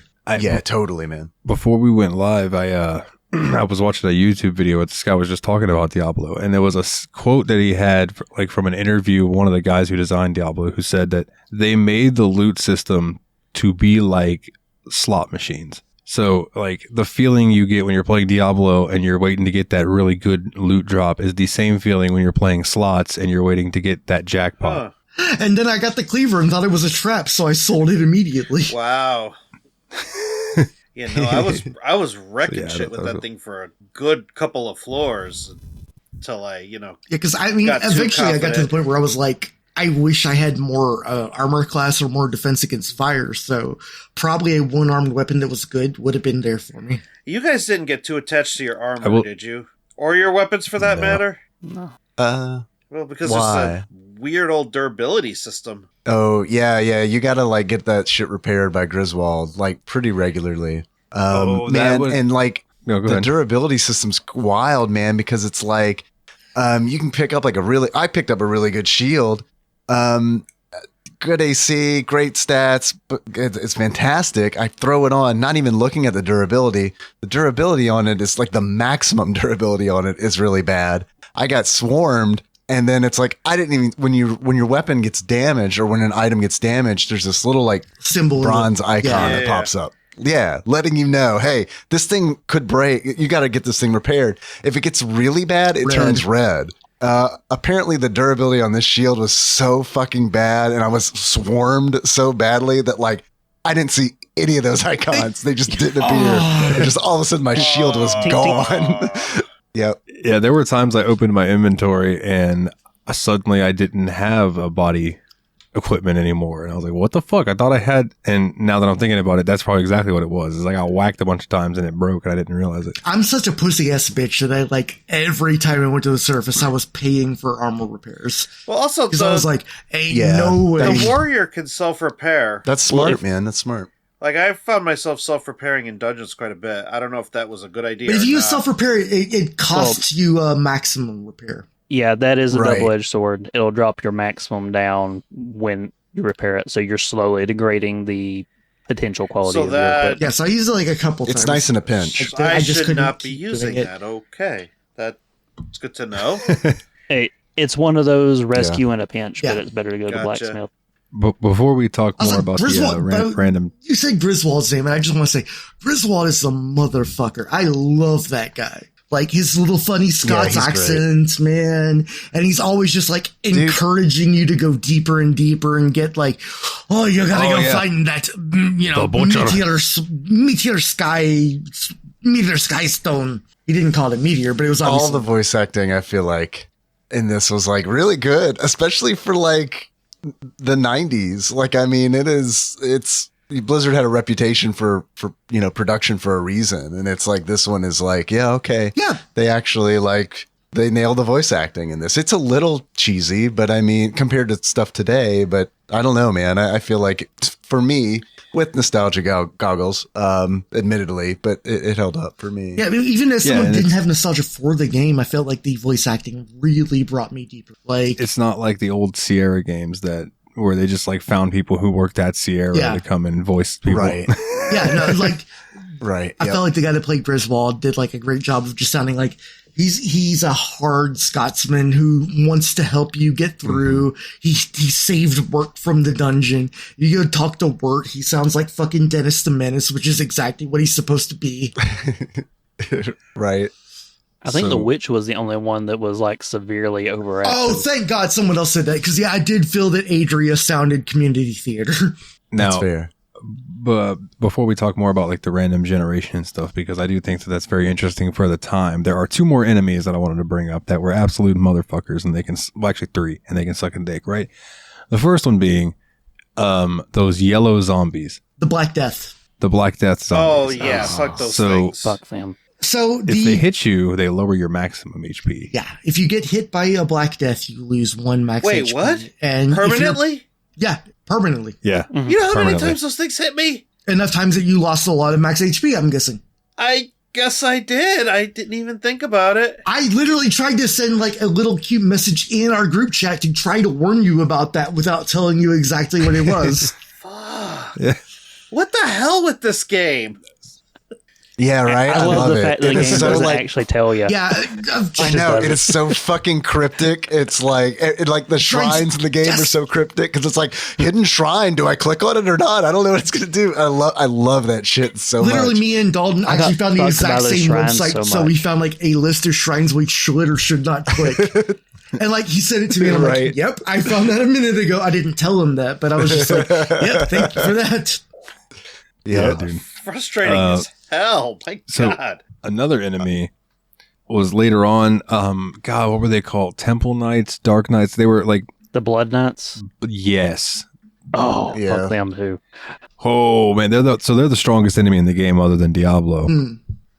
And if you ran into a big group of them, good luck. I did see most playthroughs they only show up on the bottom level, but if you're really unlucky, they can show up in the first level of hell. Oh, damn. I didn't, I've never run across them in the first level. I didn't get that unlucky, but by the time I got to hell, it was getting to crunch time on finishing this game, and so I downloaded a raw memory editor and maxed out my stats so I could just bum rush the last bit of it, backed up my save and all that stuff. And even with max stats, I didn't try and lock my HP in because I couldn't find that value. But with max stats, the Blood Knights and the Advocates fucked me up, dude. On the bottom level, it took me probably a dozen tries to actually work through them to get to Diablo. So that video I was watching, he had the Blood Knights show up on level 11, and he found out by walking into a room and accidentally aggroing 13 of them. And they proceeded to beat him into the dirt. Oh yeah, that'll do it. The other enemy that jumps out to me that I had like half an issue with and half like I didn't mind them being on my screen were the succubus, right? Oh right. So the first one that I killed and I watched them die, and their animation when they're dead is absolutely hilarious. Yeah, I know. It's hilarious. So like they're just these big, like they have big old boobs, they're naked, and you kill them and they fall down onto their knees and then they face plant so their ass is just straight up in the air. And the first one I did like was ass towards the camera. And my character is just standing there as I'm looking at it, and I'm thinking to myself, I probably would, and then just move on. I mean, you're already in hell. Like you might as well just like do as the Hellions do. And then I got to a point where it was like I would slaughter like 10 or 12 or 20 of them, and they were all laying around. I'd be like, man, I'm gonna be here a long time. It's their last line of defense to distract you, so the other minions of hell can get you. Face down, ass up. That's the way I suck that bus. Exactly. Yeah, there were times I would walk into a room and like that projectile that they shoot, like the big glowing ball of white light, it was like a fucking rave was going on. They were just They coming were at the me reason that I actually maxed my stats because I did not feel like having to deal with them legitimately. It was going to take me too long, and I wasn't at the end of the game before we recorded. I genuinely considered like starting a new file just to see how OP my dude would be in like a new beginner mode file. Now I know the one time that the game surprised me, I wasn't expecting it. Did you guys in your playthrough get the quest where you had to get the sign back? Yes. Yeah. So Ogden's sign, Ogden Tavern Runner. When I talked to that goblin and all of a sudden the doors opened and there were like 30 more of them, I was not prepared. No, I wasn't either. I immediately thought this guy's going to be pissed at me and I'm going to whip his ass. Wait, did you actually bring the sign up or did you give it back to the goblin? I think I gave it back to him, and then he was like, now we can be powerful, and the doors opened, or all the walls opened up, and like all of his friends rushed me, so I had to kill them all. If you do give the sign back to the people in the overworld, he still does ambush you, but I really wanted to just give Ogden his sign back, because Ogden seemed like a nice guy. Right. So I gave him the sign back. I came back down there, and yeah, then the guy was like, I fucking with your ass. I'm a fucking goblin. I'm fucking, killed him, and all his friends. But fuck you, buddy. It really like satisfied me though that he was like, prepare to die. It was like when I'm playing in Skyrim and someone's like, you shouldn't have come, and then I cut their head off before they finish their sentence. The overconfident bandits of Skyrim. Yeah. So, we talked about the random generation. Now, that's become more of like a common thing these days. But I feel like back then, like kind of Dave touched on, is like, every new game that you started would be like a new delve. And I think that that's pretty fucking cool, especially for a game of that time. Yeah, I agree. And this is It's back one of my before the favorite days of things infinite about it. replayability. Yeah. Mm-hmm. I mean, Yeah, this game's like, it feels like it has like some proto roguelike juice where it doesn't want to be like exactly like NetHack or like Rogue or anything like that, but it has some of the juice that those games had. You know what I mean? now, Mm-hmm. Well, the designer wanted to emulate Rogue. When he started making Diablo, it was actually a turn-based. Oh, wow. Well, fucking Can call you me imagine stupid, Diablo then. as a turn-based game? No, but like seriously, so it was intentionally meant to be roguelike and like roguelike in the most literal sense. Right. I mean, it makes sense Like a too. 3D Rogue. It makes sense too, because like you like Rogue and NetHack, basically you go down one dungeon. There's not like a big overworld where you go down a bunch of different areas and all that. Like, Right. It also makes sense that it's like you're locked to tiles too. Like Diablo 2 on, it doesn't feel like you're on a grid, but in Diablo 1 it very much feels like you're locked to that grid. Yeah, moving And square to that square. gives Rogue vibes. Yeah. so now the random generation, does that continue through the rest of the series? Yes. Ooh. Yeah, it does. But it's in my opinion, I don't know. In Diablo 1, I feel like it's easier to see because it's all just one dungeon and you're going from floor to floor to floor. But they still progressively generate tile sets. But I don't know. I feel like in a larger scale, it's harder to notice, which I guess arguably is a good thing. But I will say that there have been different times I've played Diablo 2, and an easy way to tell in Diablo 2 is where you can exit your camp or the town camp thing in the first act. Because sometimes it's you go south and the exit's there. Sometimes it's you go east or north, or like sometimes it's laid out differently. So there's little things like that you'll see, but it's not nearly as prominent, like Dave said, as it is in the first one, because you're just going down that one singular dungeon. But even then, like the They procedural did get where they generation, could hide it better. I feel like the procedural generation in Diablo 1 2 though is like very like a lot of it's very basic too. Like it's like I'm going to generate a room with a little room inside of it with a door on it. Like it generates some really basic structures for the most part. Yeah, like, the more naturalistic ones are better looking, but like the human-ish structures suck. Yeah, but it's more than just the layout of the dungeon. It's also like the location of the treasures, locations of the monsters.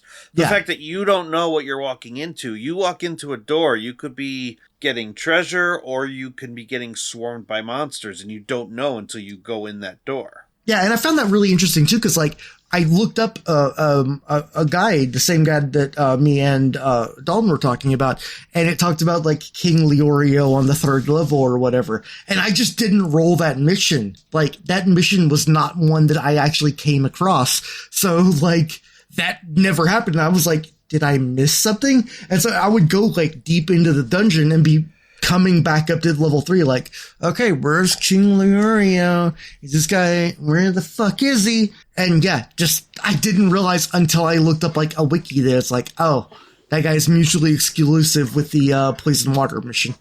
Kind of interesting too, because you do see mechanics like that in more modern games now. Like I remember when we played Terraria, like depending on how your seed was generated, you could either have copper or tin, and you didn't know until you played the game. And apparently even before Terraria was even like a thought in somebody's mind, here you have somebody at Blizzard coming up with whether you're going to get quest A or quest B. Yeah, I thought that was really neat, and I feel like if I wanted to play the game more, I feel like that would give it a lot of like future go forward and play, you know. I do have one more question. Oh, go ahead, Dalton. You go first. I'm sorry. No, I was just going to touch on Diablo himself, so we can get to that in a second. So go ahead. Is there a better version of this game? Like I know like with older games like Morrowind, Skyrim, you can mod them to make them look better. Does Diablo have some better mods or something to give it a little bit more QOL? I can link it after the show. The video that I was watching, the guy was using something that I don't know what it was, but it made his game look better. And it was called like maybe like the Baphomet mod or something like that. I've heard the Beelzebub mod. I think that might be what it was. Beelzebub. I knew it was one of those B demon one of them names. big old Satans. Yeah, because I kind of feel like this game, like the same thing happened to us when we played Higurashi. Like the base game was not really all that enjoyable. It wasn't until we like patched it and modded it up that we actually got a better experience, and I'm kind of wondering if the same may happen with this game. I don't know, I feel like the basic game in here definitely carries through in a way that I think that maybe like that visual novel style needs a little bit of cooking. I think that you would have had an easier time if you tried to play this on computer as opposed to trying to play it on a handheld. Now, that being said, if the Beelzebub mod pack is compatible with Devolution X, then I say give it a shot.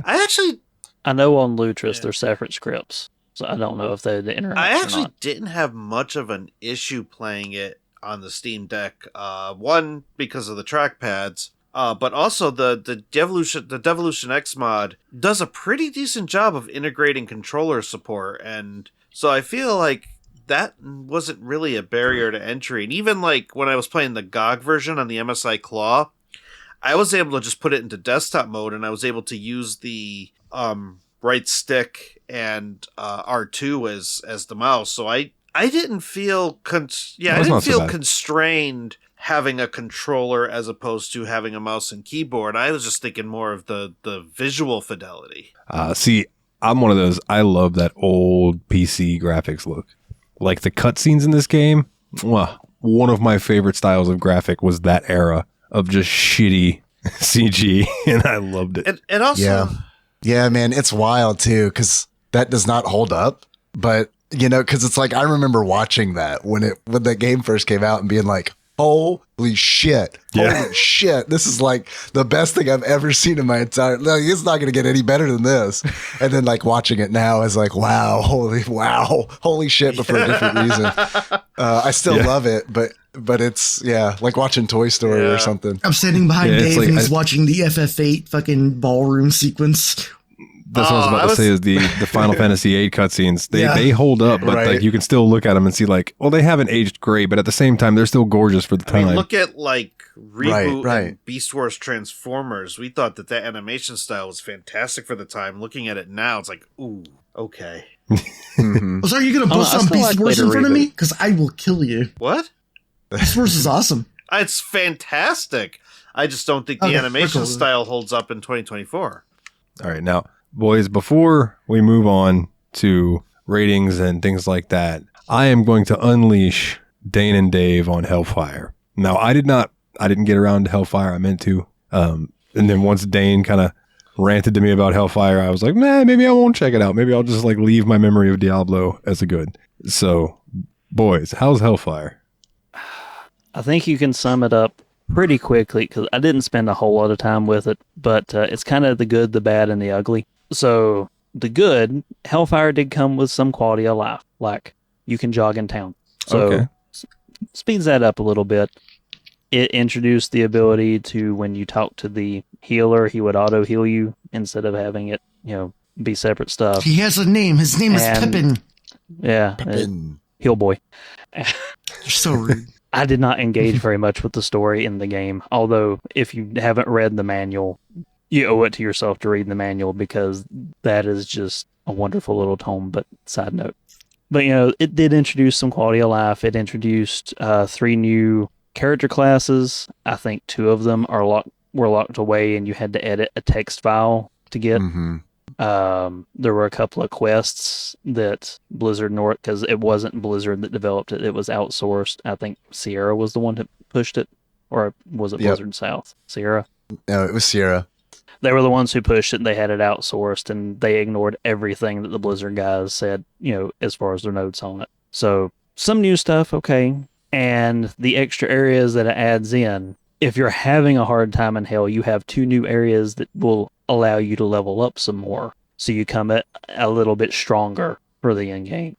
But Dave mentioned the bad, very, very static dungeons ruins that particular feel, and the art is just Mhm. absolute garbage. It's bad.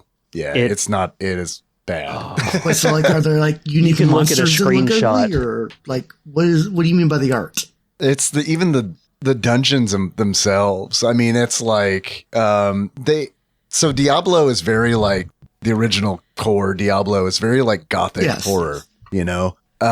In Hellfire, which is a really weird name for the expansion because it's like their Sierra Online was kind of like, well, we're not going to do gothic horror. We're going to do more of this like HP Lovecraft kind of thing. And it's like, okay, that's adjacent, but it, in my opinion, man, it is just like it's. Yeah, I would not have thought Hellfire it's with too- like an HP. I would have called it like, the Eldritch Tome or some shit like that. Right. So But yet Dane hit on it, and he's completely right. Like Sierra Online, like completely disregarded Blizzard's design doc. Like, I mean, Blizzard was working on Diablo 2 at the time. And Blizzard was getting pressure to do an expansion because Diablo 1 was a hit, and people wanted more of it. They didn't have time to work on it because they were doing Diablo 2, and they're telling Sierra like stuff like, hey, in Diablo 2, we are introducing new classes, Barbarian, Sorcerer, and Sierra's like, oh yeah, that sounds good. We'll just put it in Hellfire. And they're like, no, please don't do that. And there's this like these notorious quests. They get wacky with it, which is like entirely counter to the tone of Diablo. Like one of the quest givers is a man in a cow costume. And there's another quest where there's this little girl and she lost her teddy bear, and you have to go down and fight a giant monster to get her teddy bear. It's just real tone deaf to the original game. It sounds like a Diablo what if. So is Yeah. it still like the same core storyline? Like you go into the church, you go down the floors. It's just Yeah, it's just extra content bolted onto the campaign. It's not a separate so if campaign. you start up Hellfire, you're in Diablo. Like you're in the base game, and there's just more shit in there. Yeah. Interesting. I didn't know that. You can kind of They did add the ignore, monk. and I think the other 2 was Bard and Barbarian, I want to say. Mm-hmm. Yeah, and I think you can edit. In. No, that's it. You're right. I Monk think is the the one that Bard and comes Barbarian were standard. the ones you had to edit in. Yeah. Yeah, I meant to try different classes out, man, but I just ended up just rolling warrior. Yeah, did we all do so. warrior? Yeah, I think so. Yeah, I I think so. so. Yeah. It just seemed like the Wow. best one Yeah, to it's- do when you're playing solo. Well, Totally, canonically, dude. it was the warrior who went through Diablo. So canonically, he is the one who did all Okay. that. That's why we did it. So speaking of Diablo, I don't know if I was expecting more because I had played later games and seen what Diablo can look like. But when I got to the Infernal one or whatever it is, the Lord of Terror, is that what it was? The Lord of Terror. It said Lord of Terror, and I'm like, oh, okay, so I guess the Lord of Terror wasn't Diablo, so I'll kill this thing, and then Diablo will show up. And I killed it, and he goes, Blood and goes everywhere. yeah, it's just spraying blood, like it's fucking what's the movie? Evil Yeah. Dead. Kill Bill? Oh. It's Oh, just, God. it's just vast amounts of blood. oh.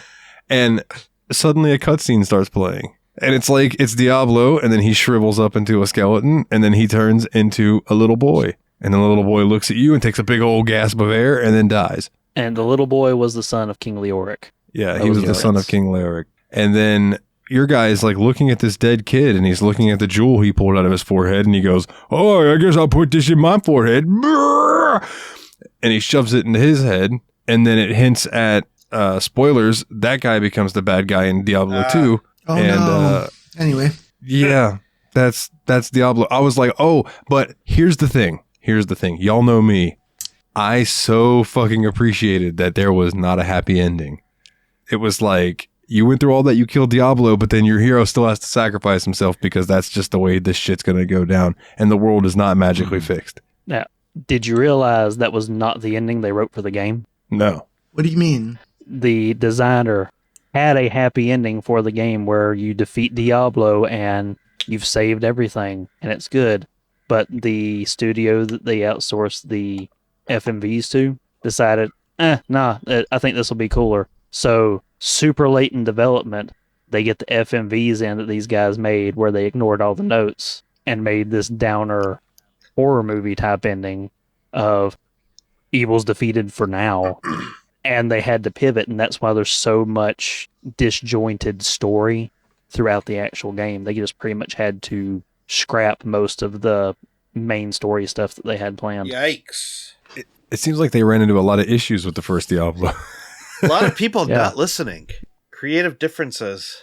And I mentioned earlier, Blizzard South pushing really hard because of all the successes with taking traditionally turn-based games and making them real time. They kept pushing, Mhm. hey, maybe you should make this real time. Hey, maybe you should make this real time. And they were developing this turn-based game. So the lead guy took a vote. Everyone voted, no, let's make it real time. And he's like, fine. So he called Blizzard South and said, okay, we'll do it, but we're going to need another milestone check. And that's going to take probably another month. And then coded it up to be real time in the course of a Friday afternoon.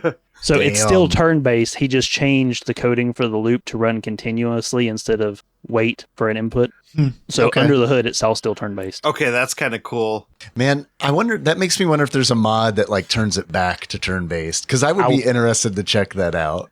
I was thinking Me the too. same, but I know they went through and changed a bunch of the core mechanics for interacting with the world to better reflect this new continuously running system. Gotcha. So that it makes probably sense. wouldn't run as well, but it wouldn't Mhm. surprise me if there was a way to like change that loop back into a wait for input.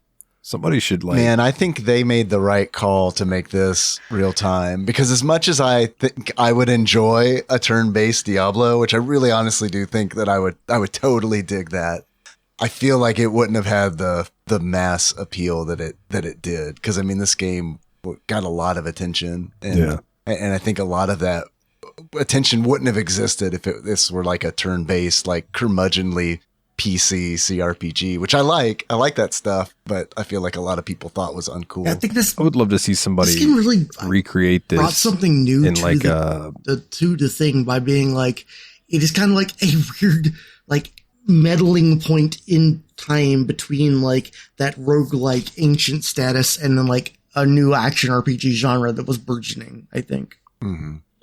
I think somebody could create this like in like an engine like say Baldur's Gate 2 or maybe Neverwinter Nights, like when they had those really expansive, like where you could make whole modules. I think that would be interesting to see somebody try to like do a Diablo style setting. I'd like to see Blizzard make a Diablo Resurrected like they did with Diablo 2. That would be cool. I'd be down for that. This is my favorite game in the series. And I know 2 is the defining game in the series. Like, no doubt about it. Like 2 is the one. But I do like, there's something about Diablo 1 feeling more like a horror, like a true survival horror. Where you're worrying about item durability and like, managing your resources. There's something about that, in the pace that I like a whole lot. Yeah, it's kind of like Doom 1 to Doom 2, where it's like there's a certain like earlier vibe to it that you can tell they're going for something slightly different, and it didn't become Doom or Diablo at that point in time, but it was like a game that was like straight up about like doing that devil shooting shit. I'm also like really glad to hear that, Dane, that you edited, you maxed out your stats on a character because like, I honest to God feel like that is a Diablo 1 rite of passage. Yeah. Man, when I played this game in high school, I was such a goddamn fucking goblin. It was ridiculous. I played through the game and beat it once, fair and square. And then after that, I just was downloading trainers and like giving myself all the best gear and like maxing out my stats and then like going into multiplayer games on Battle.net and just destroying people, just going in and murdering them. And that was, I'm sure, not a great experience for the other people, but for me, that was so much fun. And also, like, did you guys fuck with the dupe glitch at all? Because this is like a famous glitch in video games. On Devolution X, it's patched, so I wasn't able to do it. Oh my God, that sucks that it's patched, because this is like huge. Like, duping in the dupe glitch in Diablo is like so easy to do. That you could essentially like set yourself up with right from the beginning. You could max out your gold and buy everything you wanted. And, which I mean, all that's randomly generated what's offered in the shop as well, which is cool. But, I don't know, man, that glitch was so fun to abuse. Now, I've never actually done it, but Dane, correct me if I'm wrong. You told me you drop an item and as you go to pick it up, you go and drag something from your hotbar or something like that? Yeah, you drop it and walk away, and then when you click on it to walk back over and pick it up, as you pick it up at the same time, if you yank something out of your hotbar, you drop the thing from your hotbar and duplicate the item you just picked up.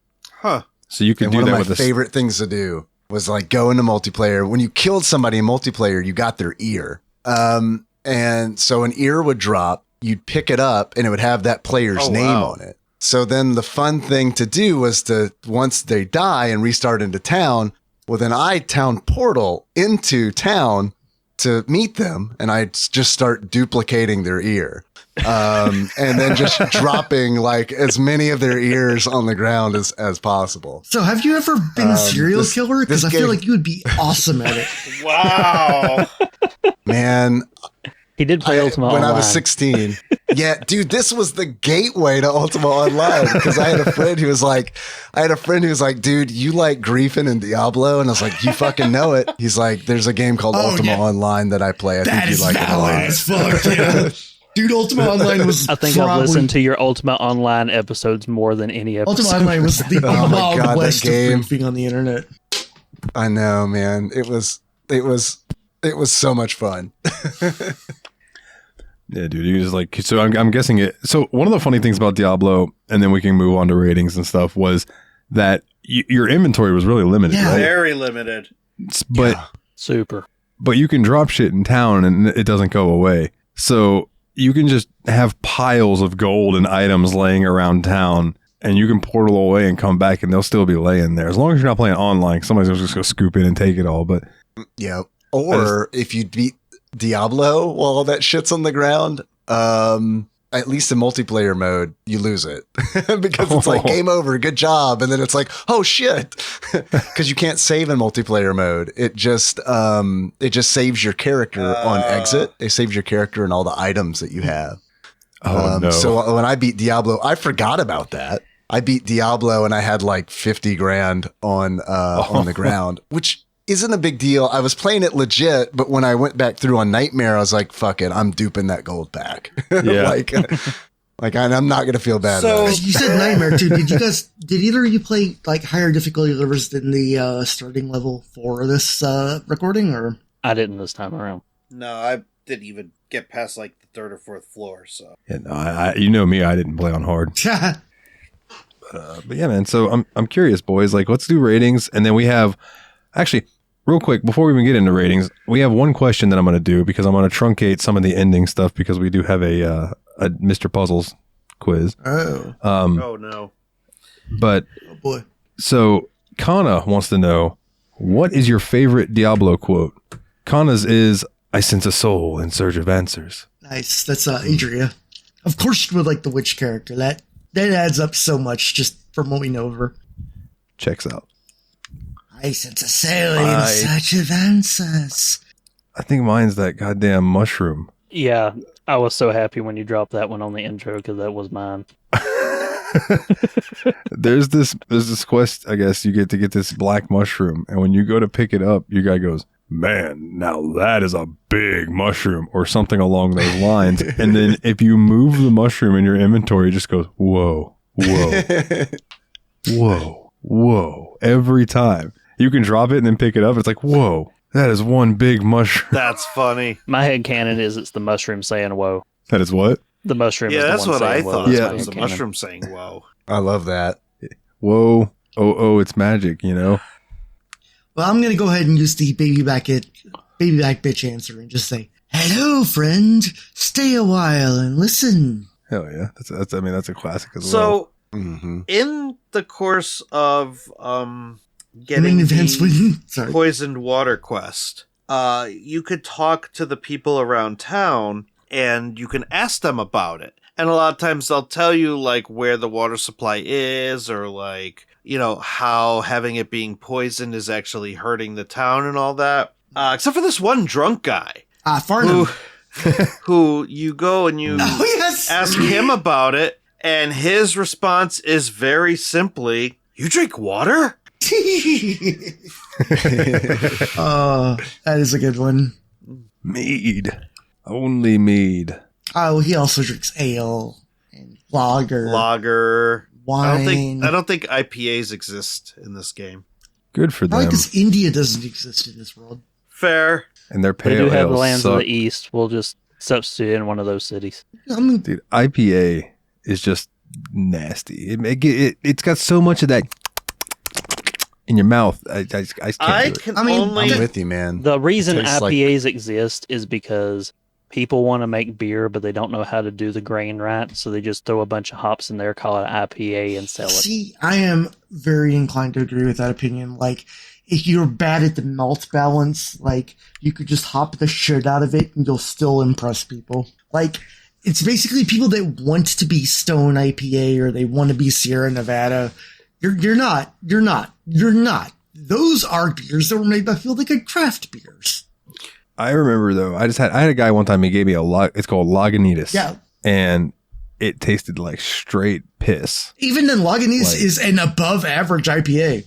Fucking nasty. I guess I'm just so used to dark, flavorful Yeah. beers that the ones that are just very, very, very hoppy are just not Yeah, my I would thing. rather have roasty malts myself too. They have to have some type of like citrusy additive or flavor to them for me to actually truly enjoy them. And a lot of the times, if I want that, I'll just have like something like a Blue Moon or a Citrus Sweet or something I was like that. gonna say, Yeah, I give me a bet you're a Guinness fucking all day Blue long. Moon it's guy. a nice wheat Yes, beer. yes, Guinness is Yeah. always never wrong. Mm, The beer that eats like a like, meal. yeah, So- exactly.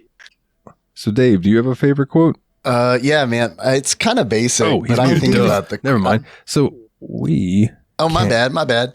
Oh man, now I'm curious how long I was muted. You're gonna get this recording from me, and it's gonna be super weird. Dave, tell us what you feel about IPAs and beers because you absolutely, definitely I'm get lost. actually going to listen to an episode I was on.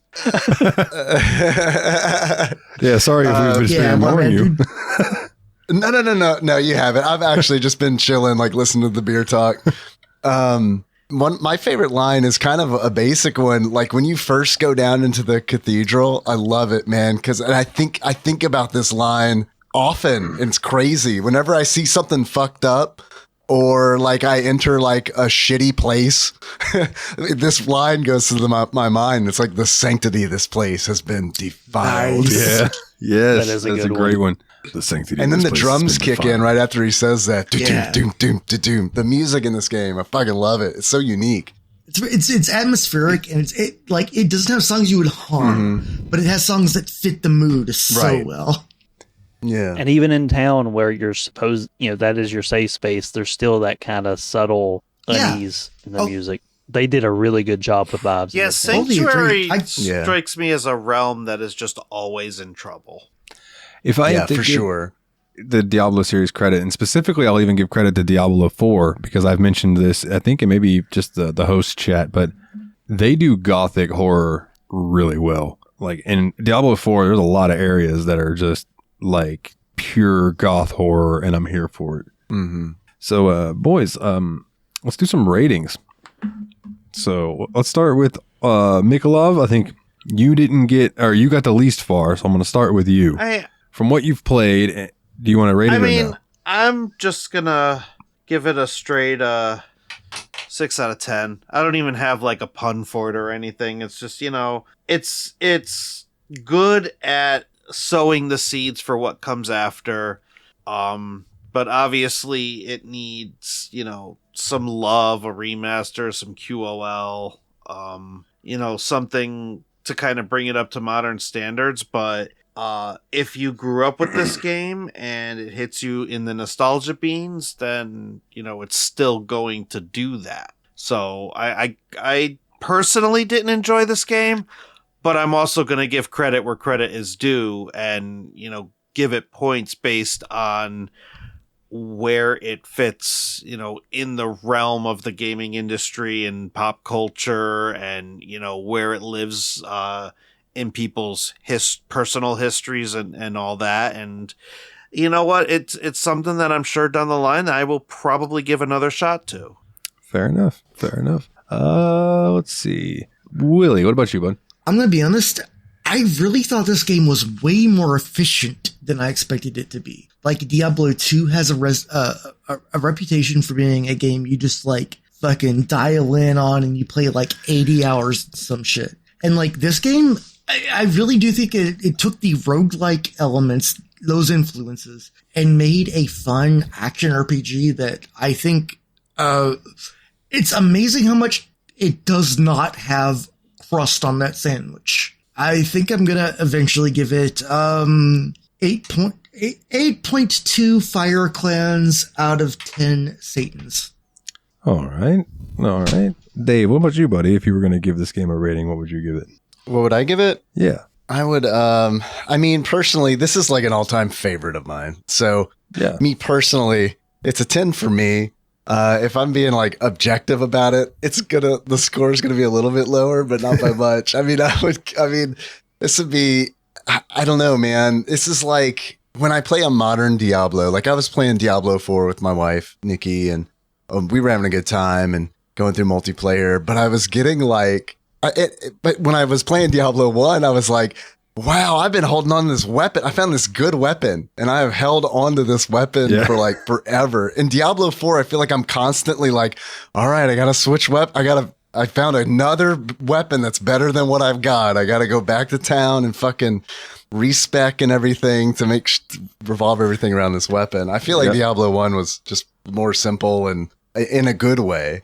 It's a hit for me. I give it 9 Heredric cubes out of 10. Oh yeah. All right. I'll go next. I'm gonna save Dane for last, just because his shirt looks like it says genitals when his microphone's sitting where it's at right now. So I did enjoy this. Like most of my nostalgia is with Diablo 2, but finally going back and killing the Butcher after all these years was very, very satisfying. And then making it all the way to the end and killing Diablo. I liked seeing where the seeds of games that I really love came from. Like I really like Torchlight and Torchlight 2. I really like Grim Dawn. Grim Dawn's fan-fucking-tastic if you like these style of games. And it was really nice to see kind of like where it started.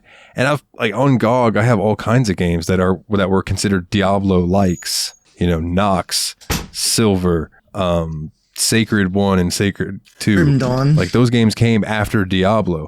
And I enjoy all of those games for what they are. And it's like, this is the game that inspired all of that. So like with that in mind, I do know that there are some flaws to it and things like that. It didn't age well in certain aspects, and walking around town takes fucking ever. But I'm going to give it a solid 7.75 succubi out of 10 succubus. Dane, what about you, bud? Oh, out of the whole Diablo franchise, it's probably the one I've played the most. Though this style of game, I've probably put more time into Path of Exile. I got a lot of nostalgia for it, even though I didn't really play it that much in my youth. But I guess it's nostalgia for that aesthetic of it and that style of gameplay and the simpler, the more stripped down, less tons of stuff that you have to go back and redo everything like Dave was talking about. I come back to it periodically. That's why I want to jump in on this, and I really like it. So, but to be as objective as possible, there are some warts on it. There are some things that's a little tedious, but I think where I land on it, for me, this game is a 9 scary pentagrams out of 10 shit scared religious youths. So. All right.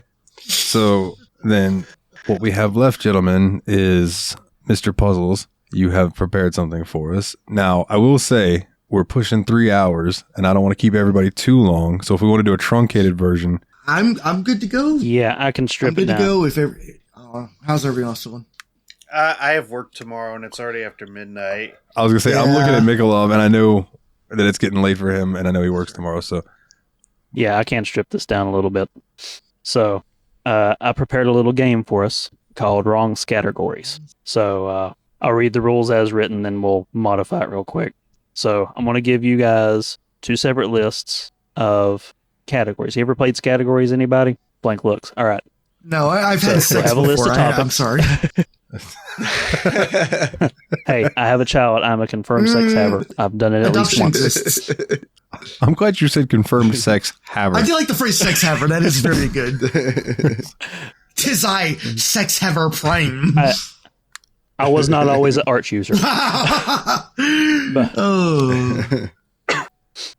So the premise for categories is you have a list of topics, you roll a die that has letters on it, and you have to come up with a word or name or something that fits that topic, starting with that letter. You get double points if you have alliteration. So if it's superhero secret identity, Peter and Parker. you say Peter Quill for P, that's 1. Peter Parker, like Willie said, would be double. But in wrongs categories, I'm going to give you 2 lists so you have a little bit of options. We'll roll a letter, fill that out, and then I'm going to read the real list, which will be a completely separate set of questions, and you have to shoehorn whatever you answered for those others. That's fun.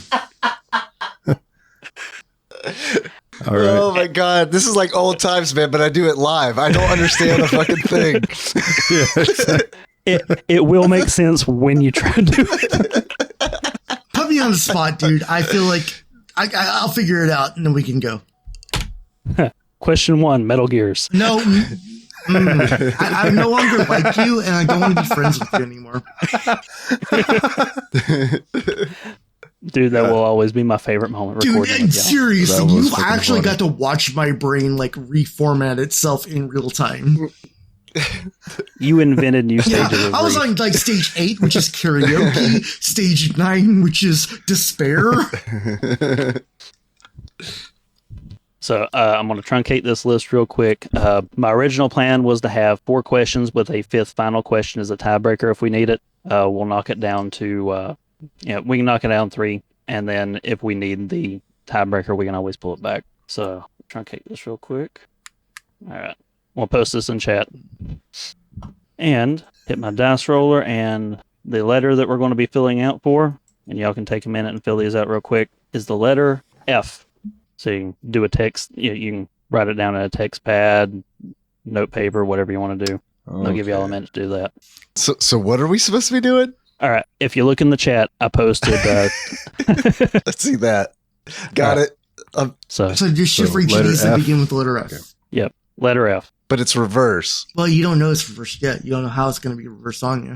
No, you fill out both lists. The one that I give you, you're going to pick one. Like, say, whenever I read question 2 from my list, you get to pick from list A or list B and try and shoehorn it in. Okay. So it's going to turn from categories into kind of a Cards Against Humanity style game where I pick the one that makes me laugh the hardest. So that final one, children's show / film character, is that just like 2 and 3 for the same thing, like the choices? Yeah, that'll be the final question. Okay. So, just fill out one, or if you come up with 2, you can have 2 of them and pick the one that you like better. And I do think it's funny that the listeners are not going to know what list you are filling out. So none of this is going to make any sense to them, but hopefully this is either going to be really funny or a complete train wreck, as most of my games go. I'm working on my train wreck right now. Don't worry. All right. All of them with the letter F. I got 6 answers. Yeah, I think I'm there. Why do I get the feeling we're going to get something like Dark Man? and Mikolov did say that, yeah, he is sitting the game out, so he will be back, so we can go on without him. So you're like pairing 2 of us against each other, or how's this going? Oh, no, it's since Mix Out, it'll be a 3-way competition. Every man for himself, who can make Dane laugh. And you will get a chance to defend your answer. So you're not just going to be like, this. You can try and justify it if you can come up with something. All right. Perfect. All right. So I know Dalton and Willie are good. Dave, you still working on it? I've literally written nothing down, and I'm just going to play on the fly in my sand. The fly in my sands. Yeah, I think I'm playing the fly in my sands. I think that's going to work best for me too. Fly by the seat of your balls. So we all good? Yes, sir. Let's do it. Yeah. All right. Do it. So the actual categories that you have to defend. Look where my list goes. Oh shit! So I actually really do need to write the actual names down. Right. Okay, never mind. I will. Then. Give me a moment. Go for it.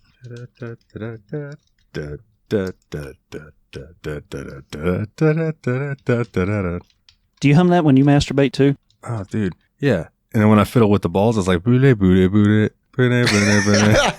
Jump down a pipe and start going to your basement. That's when you just tap the butthole lightly, I feel like. Yeah.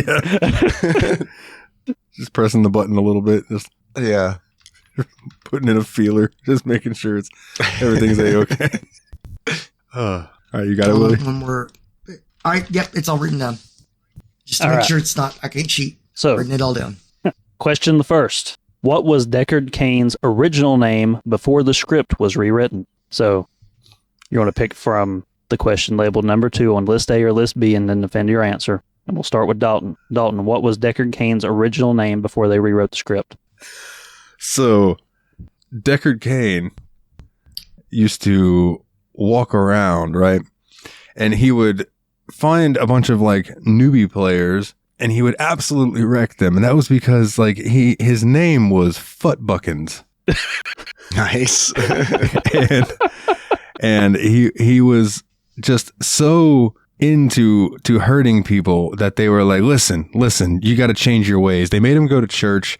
He gave his soul to the righteous, and he went to the government office, otherwise known as the bar owned by the Scottish guy. And he had his name legally changed from Futbuckins to Deckard Cain. But if you take Deckard Cain and rearrange the letters, it doesn't make any sense, but it's still a great name. Futbuckins. All right. So is it Futbuckins or Dave? What was Deckard Cain's original name before they rewrote the script?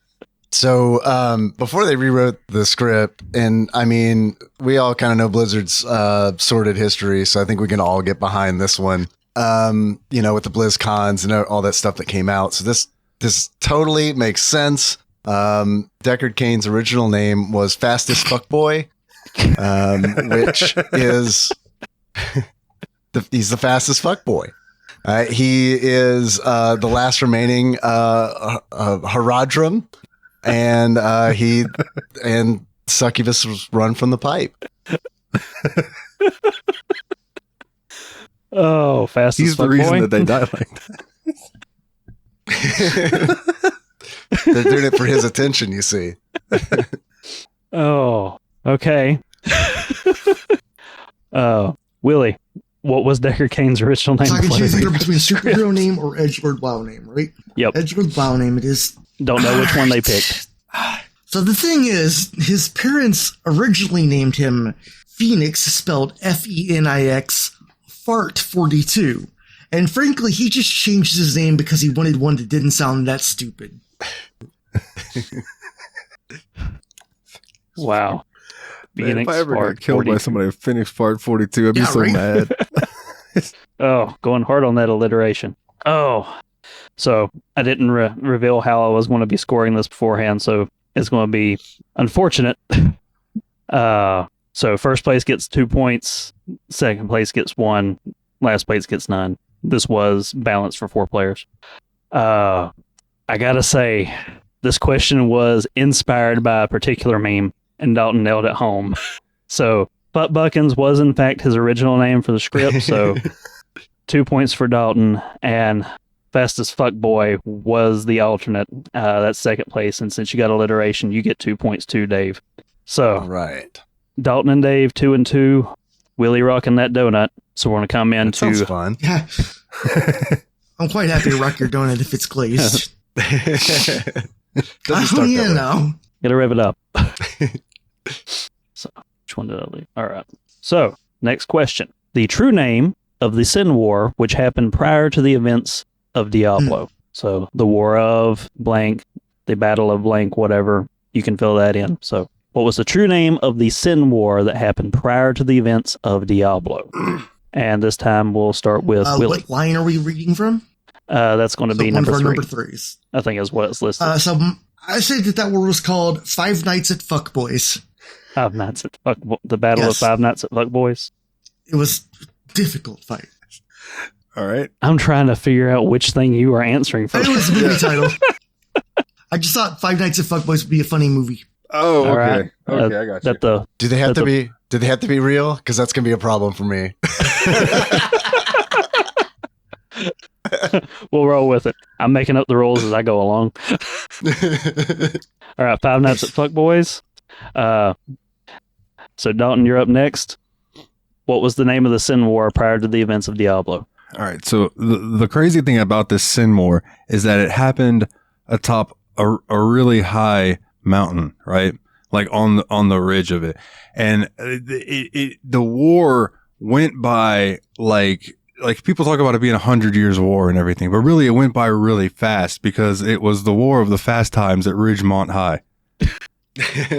So you just wrote a movie that actually existed. Nice idea. All right, Dave, what was the true name of the Sin War prior to the events of Diablo 1? The true name of the Sin War prior to the events of Diablo 1 is actually a very cosmic thing in that it's very meta because the war was actually started by a rival video game company and they rallied all of their resources and put all of their nation's work and effort behind it to launch the war, which was named Final Fantasy: The Spirits Within. It happens. Damn. How did I not think of Final Fantasy? Dude, when you were on the ground floor of Five Nights at Fuckboys, when the shock troopers are fucking in your face, you do not think about Final Fantasy. Do you remember where you were when they stormed Five Nights at Fuckboys? Oh, I was caught with my pants down on that one. Oh, man. Damn, this is a hard call, boys. So I'm going to give top answer to the Battle of Five Nights at Fuckboys. It's a good one. And you got alliteration, so Willie just took the lead Yay, before. hooray for me. And second place, once again, goes to Dave for Final Fantasy, Spirits Within. And with alliteration, you get the double points there. So we do have a tie, so we get to go into the final round. Guaranteed. Oh boy, Oh, what I've hell written yeah. here is not going to be useful. And since I'm all about game balance, everyone can participate in this, including Dalton. If Mick wanted to jump in and throw one in, he could steal the win in the last round because only one will be getting the points, and this last one will be worth 5,000 points. Oh my God. All right. So pulling from question 5, which was children's show or film character, the real category question is Diablo, Lord of Terror, Mephisto, Lord of Hatred, Baal, the Lord of Destruction. But greater than these 3 prime evils, you have blank, the Lord of Evil. Fuck you, I'm Bluey. That's what I've written. That's it. Fuck you, I'm Fuck you, I'm Bluey. Bluey. So the Lord Dave- of Evil. Oh, no. The Lord of Evil. All right. Dave, what'd you have? So the last one is Fievel, Lord of Eastern European Jewish immigrants. Shalom, my friend. Oh, back to the Jew Ranger joke. Oh, God, Jesus. So, full circle. So the. Oh, that's a hard one to stand up to. Dalton, what have you got? Oh yeah, I know. I'm already going into this knowing I'm not going to win anyway, so it's okay. But like, so hear me out. The Lord of Sin, right? That's what we're trying to know. The Lord of Evil. Lord of Evil. Lord of Evil. Hear me out. What if the Lord of Evil wasn't a person, but a place? A place that was so evil and filled with so many evil people. You think hell is bad. You have not seen the Lord of Evil. And the Lord of Evil resides in the only place that it could, Dane, and that is Fraggle Rock. Oh, I thought you were going to say Florida. Nah, man, children's show. Children's show character. Fraggle Rock. Florida man. Florida man. Florida man. Those Oh, doozers actually make structures out of the semen that's been extracted from dead Everybody succubus. cancel Dave. But You now- just said That's doozer one with a in fact. hard R. Hey man. I will say that I Sorry. misread Come it. on. I misread it. I thought it was children's show / film character. show So character or film I wrote character down was what Fraggle Rock, and then I wrote down for film character Fred Flintstone. So I should have went with that one anyway. It was alliteration, but I didn't. See, I'm a big dumb idiot, and that's why I don't win at game. At least you have a huge stomach. Oh. That's fair. I'll Yeah. Well, I think the answer is obvious. The true Lord of Evil was, in fact, Fievel, the Lord of Eastern European Mass. Dave, congratulations. You are the winner of the first annual TSMP Wrongs Categories game. Thank you. This was a great game. I feel like it's the best I've ever performed on any of your games ever. And it's probably the only time that I will perform in such a fashion. I don't know. Y'all almost made me go broke one time. If you could only remember Yeah. where they said frog pussy. Yep. Oh, damn. That should have been my children's show film character. Frog pussy. Tis I, Frederick Everybody loves Frogpussy. frog pussy. Hey, I'll announce it here. And Dave, my answer on that one was wrong too. Was it really? You want to know the real first time that anyone said frog pussy on TADPOG? Yes, of course. What was the name of the Vixens of Mars or Leather what was- Goddesses of Phobos. Oh, Sex yeah. Vixens from- Leather Goddesses of Phobos. Yeah, Leather Goddess of Phobos. That was the first time, and it was Josh Nance. Oh. Oh, my God. So the deepest of TADPOG lore. No shit. Wow. I'm going to text Josh right now. He's going to be pissed I'm texting him this late. Well, unless you ask him what bathroom he needs to go in, then everything is going to be okay after that. So before we get into letting Dave plug his stuff and Dane plug his stuff and all that good jazz, man, we have a host pick to talk about. Mikolov, your pick is up next, my good sir. What do you have for us? So this is my first official pick for the show. I'm a little excited about this. Hey, Don't fuck it up. pick a good one, mother pressure. So I've been dropping hints to this pick for the last several episodes, and I was going to do this as a surprise Christmas gift for Willie and Dalton, and I couldn't wait, and I ended up gifting it to him a couple days early, so the surprise is a little bit ruined. Thank you for it, though. But for the rest of you fine listeners, I've prepared a little ad-libbed intro that Dalton's gonna echo up and make it sound all cool and official in post, but Willie, Dalton, the Earth is in danger. We can't find teenagers with attitudes, so I guess it's entirely up to you. Willie, you are going to don the powers of the saber-toothed tiger, being the female that grows a dick. Okay, sure, cool, neat. Dalton, you are the leader and will don the powers of the Tyrannosaurus. And Mikolov, being the smartest one of the group, You get to be Bulk Skull, fuck you. figuring out how to get random weirdos to play Diablo on Linux computers will have the power of the Triceratops. We are playing, my friends, Mighty Morphin Power Rangers Rita's Rewind. Yeah. And that's brand new. Just released yesterday. Brand new, dude. The reason I gifted it to you guys early was because there was a discount for pre-ordering. So I pre-ordered it for you both. And we are going to go back to the 1990s, 1993 to be specific. And we are going to power up our morphers, and we are going to defeat Rita.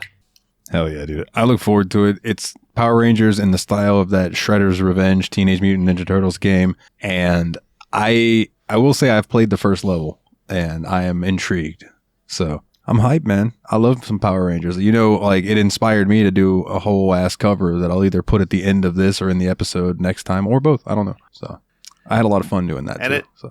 It's awesome. I've heard it. It's great. Came out pretty darn good. Thank you. Yeah, it was cool. I tried. I tried. Basically, for listeners, when you hear it, whenever I do put it in, everything but the drums is me. So, yeah. I was like, I need to sit down and start really just like recording guitar and stuff. I have everything I need for it. So I was like, I'll use this as an excuse to dip my toes in. So. I've been dropping hints like since I think Willie's pick. I've been saying a little something Power Rangers every episode in the hopes that some of the listeners would have picked up on it. And now, after several episodes, he's free, and it's time to conquer Earth. I'm free. Like, she sounds like coming out sounding like Frieza. Like, yeah, it's gonna be good, man. So then, before I go and do the whole spiel at the end, Dave, my good sir, plug your stuff, man.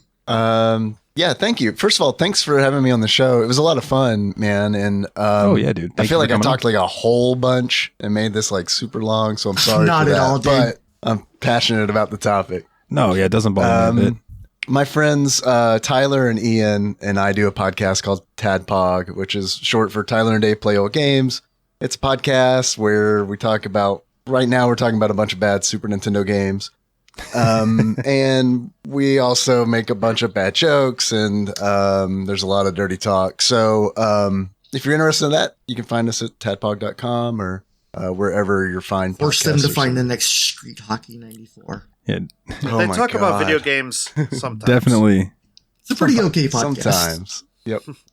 Games Definitely, and jokes. Definitely go listen to TADPOG. Dave, thank you very much for joining us, man, and coming on. I know, like, as soon as I was like, Yeah, I want to play Diablo, I was like, oh, I got to get Dave. I remember hearing him talk all about Diablo and how much he loved the original one. So I'm glad you did. Thank you. He got me man. fangirling And then hard at Dane. the end of last episode when he announced that you were going to be on. yeah.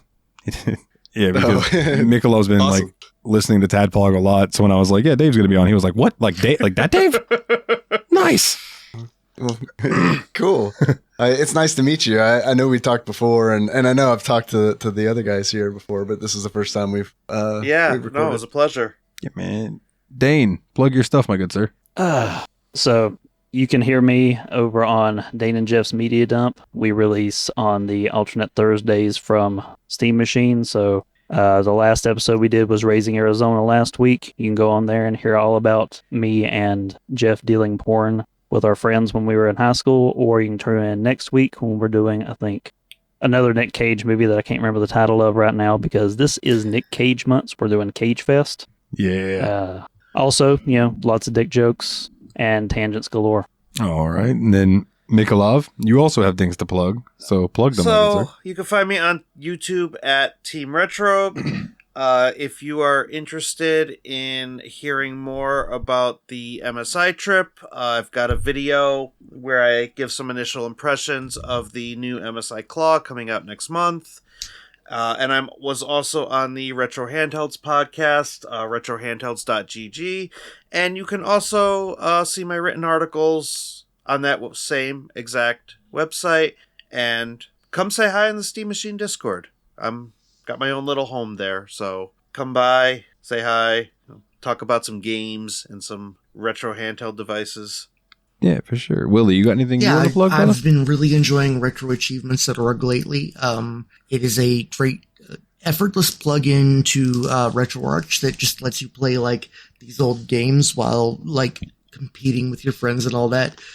Nate is about to pass me. He's like about 100 points below me now, and he'll probably pass me before the time we actually upload this episode. So, word up. Well, then that just leaves some house cleaning, and then we can get on up out of here. If you would do us a favor and please go leave us a review wherever you get your podcast, that really helps us out. 5 stars, even if you didn't like the episode, give us 5 stars and tell us why you hate us. That would be great.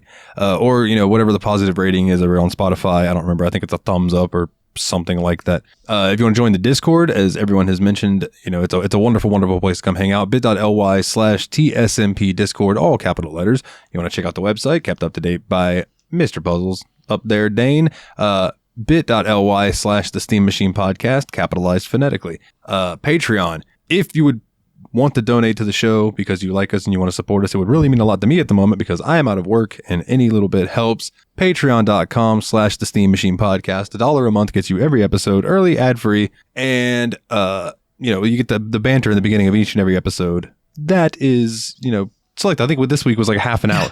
So you basically had to cut us off. Sometimes it's short, and sometimes I got to be like, all right, guys, let's get to the episode.